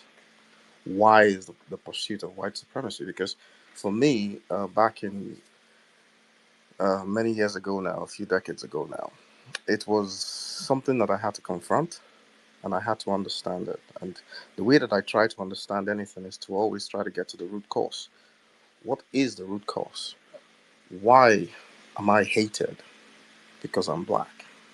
Okay. And since no one would provide an answer, I decided to go look in. Well, I couldn't look into the narratives because most of the narratives are corrupt, they're falsified. So I had to look deeper. And I don't know if you remember, but a few weeks ago, I shared something on one of your comments. I call it the corrections. It's a paper that I published a few weeks ago. I call it the Global Corrections, a predictive model of global societal rectification and the inevitable restoration of the cosmic significance of blackness. Now, that sounds like a mouthful, but what it really is that I study patterns. It's basically what just the way my mind works. And I was able to develop a theory, which I call the framework of organized complexity. And what it does is that it allows me to look at anything not as individual discourses, but as a function of organization. So, for instance, I could look at the theory of heat, or the reason why you have liquids, for instance, but I wouldn't look at them the way the mainstream science looks at them. I would look at them strictly as a function of organization. And what that does is that it allows me to unify concepts across a wide range of discourses, because at the end of the day, everything is just a function of organization. And I was able to derive a precise mathematical framework that captures this theory of organization in totality. And I was able to root that framework in the fundamental theorem of arithmetic. Okay, just to ground it, to give it a fundamental basis. And then I noticed something. I noticed that what we call blackness, right? We as people, we experience blackness as a biochemical organization in some sense, because that's what melanin is. Melanin is a polymer, but what it really is an organizational structure. It's polymorphic, meaning it's able to change and all that. I noticed that what we call blackness is hardwired into the laws of arithmetic. It's hardwired on a fundamental level of arithmetic. And I decided to explore this. Okay. And when you explore it, you come into a different type of reality altogether. You see, blackness is the structure of organization in the universe. That theory that I'm telling you about, of a theory of organization or a framework of organization that allows you to look at everything as a function of organization, it means you can move from any discourse to any discourse. You can move from physics to chemistry to maths. You can answer any question in any of these areas using a simple framework. And you can test it and run it on any of the open questions in physics, math, and you will get a response. Blackness is a physics. That said, there are no human races. Humanity is a prescription of a certain type of organization. And I've proven this. These are not speculative things. So the idea that you can have human races is contrary to the laws of physics. It's contrary to the laws of mathematics. And for anyone who's interested, the papers are online. You can go look at them. Anti-black racism is a rejection of the physics of blackness. But it is impossible to reject something that is a physics based on the way that the universe works. And so it can only be implemented as a social reality. I tracked down to the main point in time when the rejection occurred. It occurred in the 4th century AD. There was an inversion. You see, blackness is a physics of sixes. That's what you find in the mathematics. It's what you find in arithmetic. An organizational structure of sixes that enable the distribution of prime numbers to infinity. That's why you're black. The reason why you're black, what you call melanin on your skin, you know what it is? Melanin is made up of, it's a polymer, like I said, but it is made up of monomers. Each monomer contains a 6-ring indole. So when the human being lost its fur, when the early human being lost its fur and its skin, that skin, the epidermis of it, became exposed to the ultraviolet radiation of the sun. Now, when that happens in nature, if the epidermis of the human doesn't find a solution, the sun is going to kill it, because that's what nature does.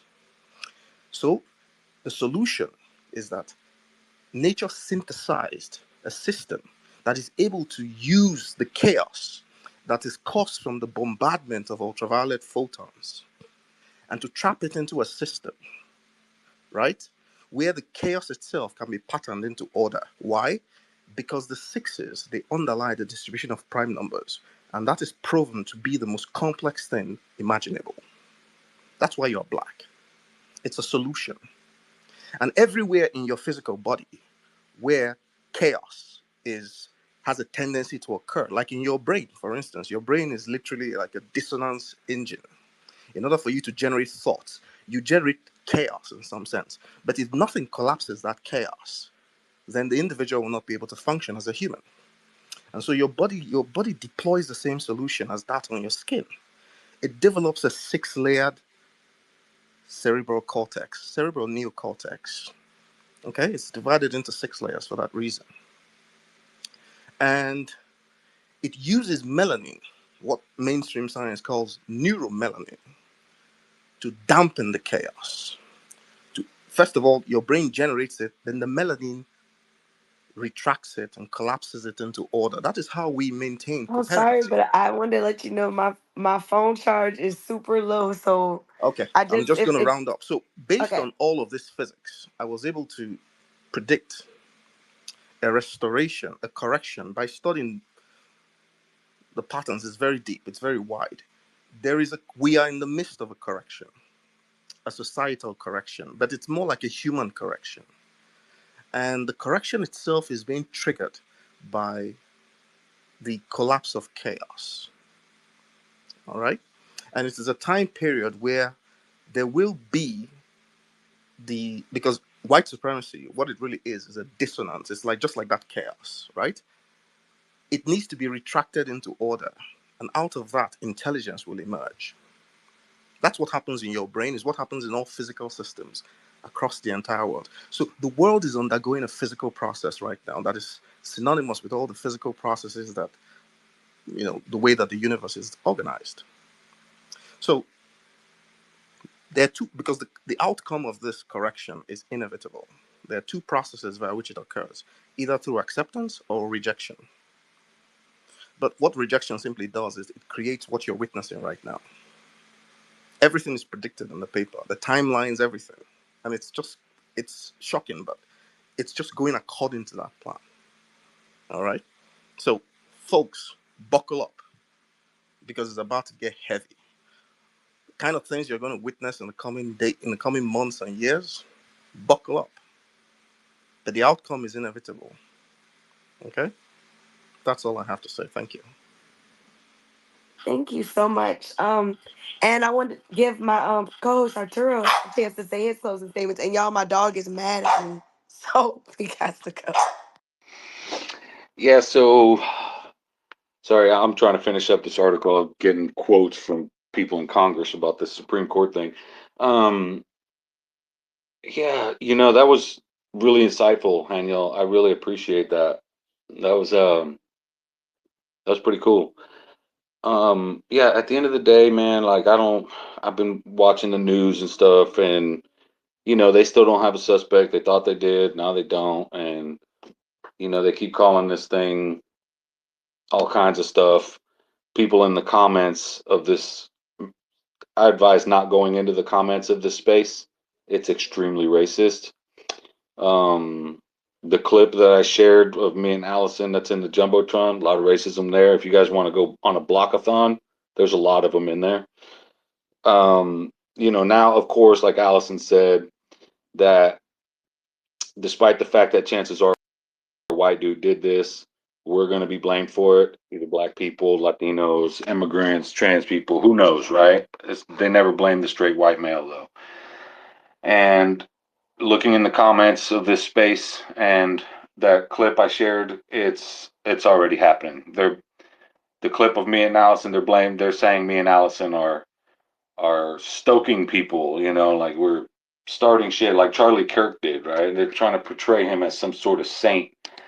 And I see this all over the place. The media's um, treating it like it's this, thing. They're calling him a far right activist. They're not talking about his racism or his anti-trans stuff or none of that, right? It's just a difference of opinion to them. But we all know it's much more than that. So, on that note, I just prepare yourselves because that's what it's going to be for the next who knows how long. And like I said, I don't plan on writing about it or addressing it too much detail, but I do plan on clapping back on people who are already starting to harass us just for having this conversation. Um, we're not the bad guys here. We didn't shoot him. We're not celebrating his death and doing cartwheels over here. We're just having a discussion and processing this. But if you ask any of these right wingers, apparently we're the problem. So here we are, right? Not the racist who probably responsible for more death than any one of us could ever think about. It's us. So on that note, I just want to thank you guys again for this space. I had an amazing time. Like I said, as an independent journalist, as an editor, as a co-leader in the Writers and Editors Color Collective. Um, I can't thank you guys enough for this. Thank you again, Allison, for doing this. I'm glad you had the foresight to do it because I wasn't even thinking about it. I was processing it on my own, talking to my Jamaican stepdad about it. We were going back and forth, and he's like us. Charlie Kirk was asking for it. You reap what you sow. So I just want you guys to know that even people who are much older than us agree with us. I'm 51, he's 75, and you get it, right? My dad's 91, same thing. My real dad's 91, he says the same thing. You reap what you sow. So that's it, right? Again, thank you guys. I appreciate this. Much love to all you. If you follow me, I'll follow you back. And yeah, let's build coalitions. Let's build community. And I think, like Allison always says, that if we all came together, particularly all the non-white groups, the racist white people wouldn't have a leg to stand on. We would mop the floor with them in every election. So again, much love, you guys. Enjoy your evening, and thanks for this wonderful conversation. Thank you so much, Arturo, for hopping in because I know both of us kind of had a long day. And thanks for everyone coming. Ultimately, my opinion is I'm glad I listened to all of y'all, and I love a lot of the things I've heard, and I think that ultimately I'm gonna save my empathy for black people, for Latinos that are being held against their will in set places that they've never been before. I'm gonna save my sympathy for people that have to sleep on the street tonight and it's starting to get cold and the season is changing. I'm gonna save my sympathy for people that are struggling to afford the medicine they need, the food they need, the housing they need. That's where I'm gonna save my empathy. And I might just write about it since they want to keep playing games. Also, last quote from Charlie Kirk tonight. Black women do not have a brain processing power to be taken seriously. You have to steal a white person's slot. So if that's how he felt, then I feel like it's my duty as a black woman to obliterate your character in your absence. It needs to be done. You asked for it.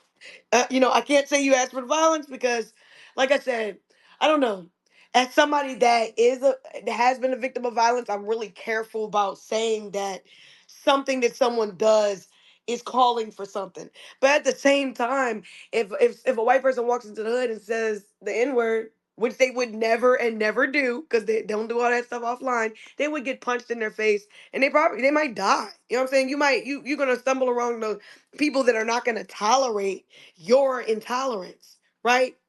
And I don't feel any empathy. I feel good actually having talked about it. I feel like I processed it. Like I'm on the other side of it, guys. Like we ain't even gotta wait till he's buried. I'm done. I'm done emotionally processing it. Now I'm just gonna write some stuff about I wanna write about white on white crime. I want to talk about why this is white on white crime. So why are black people getting the blame? This young white man spent his life complaining and saying that that black people and immigrants and women and trans people and gay people and all these people were the problem. And I just can't wait till the news drop because it's something my mom said when I first told her. She said, "You know it's not one of us because if so, that picture would have been out front." It's a white person, and they trying to navigate and get their stories and get their little initial details. This is a white person. They ain't got enough. They don't have enough black people in that state to have done that, and that's not what we do. We do not have a reputation. A black person has, for example, never attempted to kill a president in this country. All white people. One of them was a woman. I used to think it was only white men, but somebody corrected me, and some white women actually did that as well. So I'm glad everyone was able to come and process what they thought. We are a pro-black space, so I make no apologies about not showing you a variety of viewpoints. There's enough right-wing people out there, and you're more than welcome to go to them. But this was a place for us, right? To talk about what we meant. And honestly, this is as close to honoring him as it's gonna get. Is us acknowledging that he was a racist bigot, and we hope that his kids is raised by someone a lot more honorable, somebody a lot more just, so that they don't have to go down this same route of perpetuating hatred and possibly it coming back onto them. It kind of reminds me of the fools who, when they shoot on 4th of July or on New Year's Eve, they shoot into the air and they're so irresponsible that the bullets come right back raining on top of them. And even though it's a tragedy that they're dead because we don't want anyone to die or to be in pain and suffer, it is also true that when you put that bullet in the air and you blast that, you are opening the possibility. And indeed, if you know science, you are ensuring your own demise. So, what we should learn from that is that it's not okay to perpetuate hatred. No matter what type of justifications anyone tries to put forth, there is no such thing as legitimate hate. And it's a shame. It's a shame that there's a loss of life, but ultimately, to me, it's a distraction to the broader problem, which is that black people are the ones that are the number one group who are persecuted in terms of hate crimes, and Latino people are being run down in the street, smashed in their faces, and all this just because of the way that they look. We're just simply not living in a nation where white people are the victims here. And so, yeah, Charlie Kirk is gone. But life goes on. And we have a country and we have a country to deal with. We have people in power who are honoring this man like he's a fallen general. So they're letting us know where their values are. Let's make sure it sticks to them. That's what I say. Let's make sure it sticks to them. If this is the white supremacists you want to stand by Donald Trump and others, then so be it. And for those of you who don't know, we started this conversation with me telling you guys that was on Pierce Morgan's show. So that should be airing within a day. And I spoke with Arturo and kind of made a video on Substack of saying all the things I felt like I didn't get to say because talking to Pierce Morgan, he was very interruptive, not as, and also very resistant to facts, I should say, right? He struggled to hear that the crime in Washington, D.C. has been down 31% in this past year. Baltimore and Charlotte, 29%. That's significant decrease in crime. But they don't want that to be out because then they can't justify putting armed troops on the streets and wasting our dollars doing that instead of building infrastructure. Instead of, you know what I mean? And then they wonder why China has bullet trains, right? And us, we have snail transportation. We need to prioritize, right? And hopefully this gave people an opportunity to process so we can put this behind us. I don't know about that. I'm still gonna write about it. And if white supremacists wanna go toe for toe, then go ahead. Go ahead. Say what you have to say. But you're defending a bigot. And as a writer, let you understand this. You know, you create your legacy. Live the life how you want to be remembered. And it doesn't matter who you are, what your job is, what walk of life you come from. I just ask everyone to use this as an example of why you need to live the way you want to be remembered. So if you find offense in some of the things you've heard today, really reflect on how this person chose to live their life. And let us all try to be better than him. If anything, he showed us what low is. So maybe we can make sure that we never scrape to be that low, that we're going around the country, going to colleges and spreading hatred, because that's what this young man was doing, unfortunately, you know. And all he had to do is literally stop being hateful so that he would not create enemies all across the earth, right? Because when you make black people your enemy, when you make and also it's interesting because like I said, I suspect the killer is white. So what's interesting to me is like we've been through this so many times, it's like PTSD. We know that even though we weren't the ones that did this, we didn't organize any violence. There are so many white supremacists in this country, and even the FBI has reports on how dangerous white supremacy is in this country. But yet, you don't see us advocating for violence against white supremacists. We simply want them to abandon a horrible, disgusting ideology, right? That's not the same as hating someone. Hating someone is saying, you know what, no matter what you do, you're garbage to me. We're saying we want better for you, right? We don't want you to be like Charlie Kirk. Be more like John Brown, because that's what this society calls for, in my opinion. Be more like Dr. Martin Luther King Jr. and a lot less like Charlie Kirk, because the world doesn't need more Charlie Kirk. And with that being said, I hope you guys have a wonderful evening. This was an unexpected conversation, and it is recorded. And we did go off for a long time. Shout out to the woman from South Africa, you know, AJ, you know, Sharon, all the people that participated earlier. Fahima, of course, Arturo, my co-host. All of you guys, thank you for coming and participating and just sharing how you felt about him dying. And I'm glad we were able to be honest and say, you know what? We're not sad. And that's okay. Maybe that's for someone else to be sad about. It's not our loss. We didn't take a loss today. And I think that's the truth. Now, peace, and no matter what white folks say, stay woke.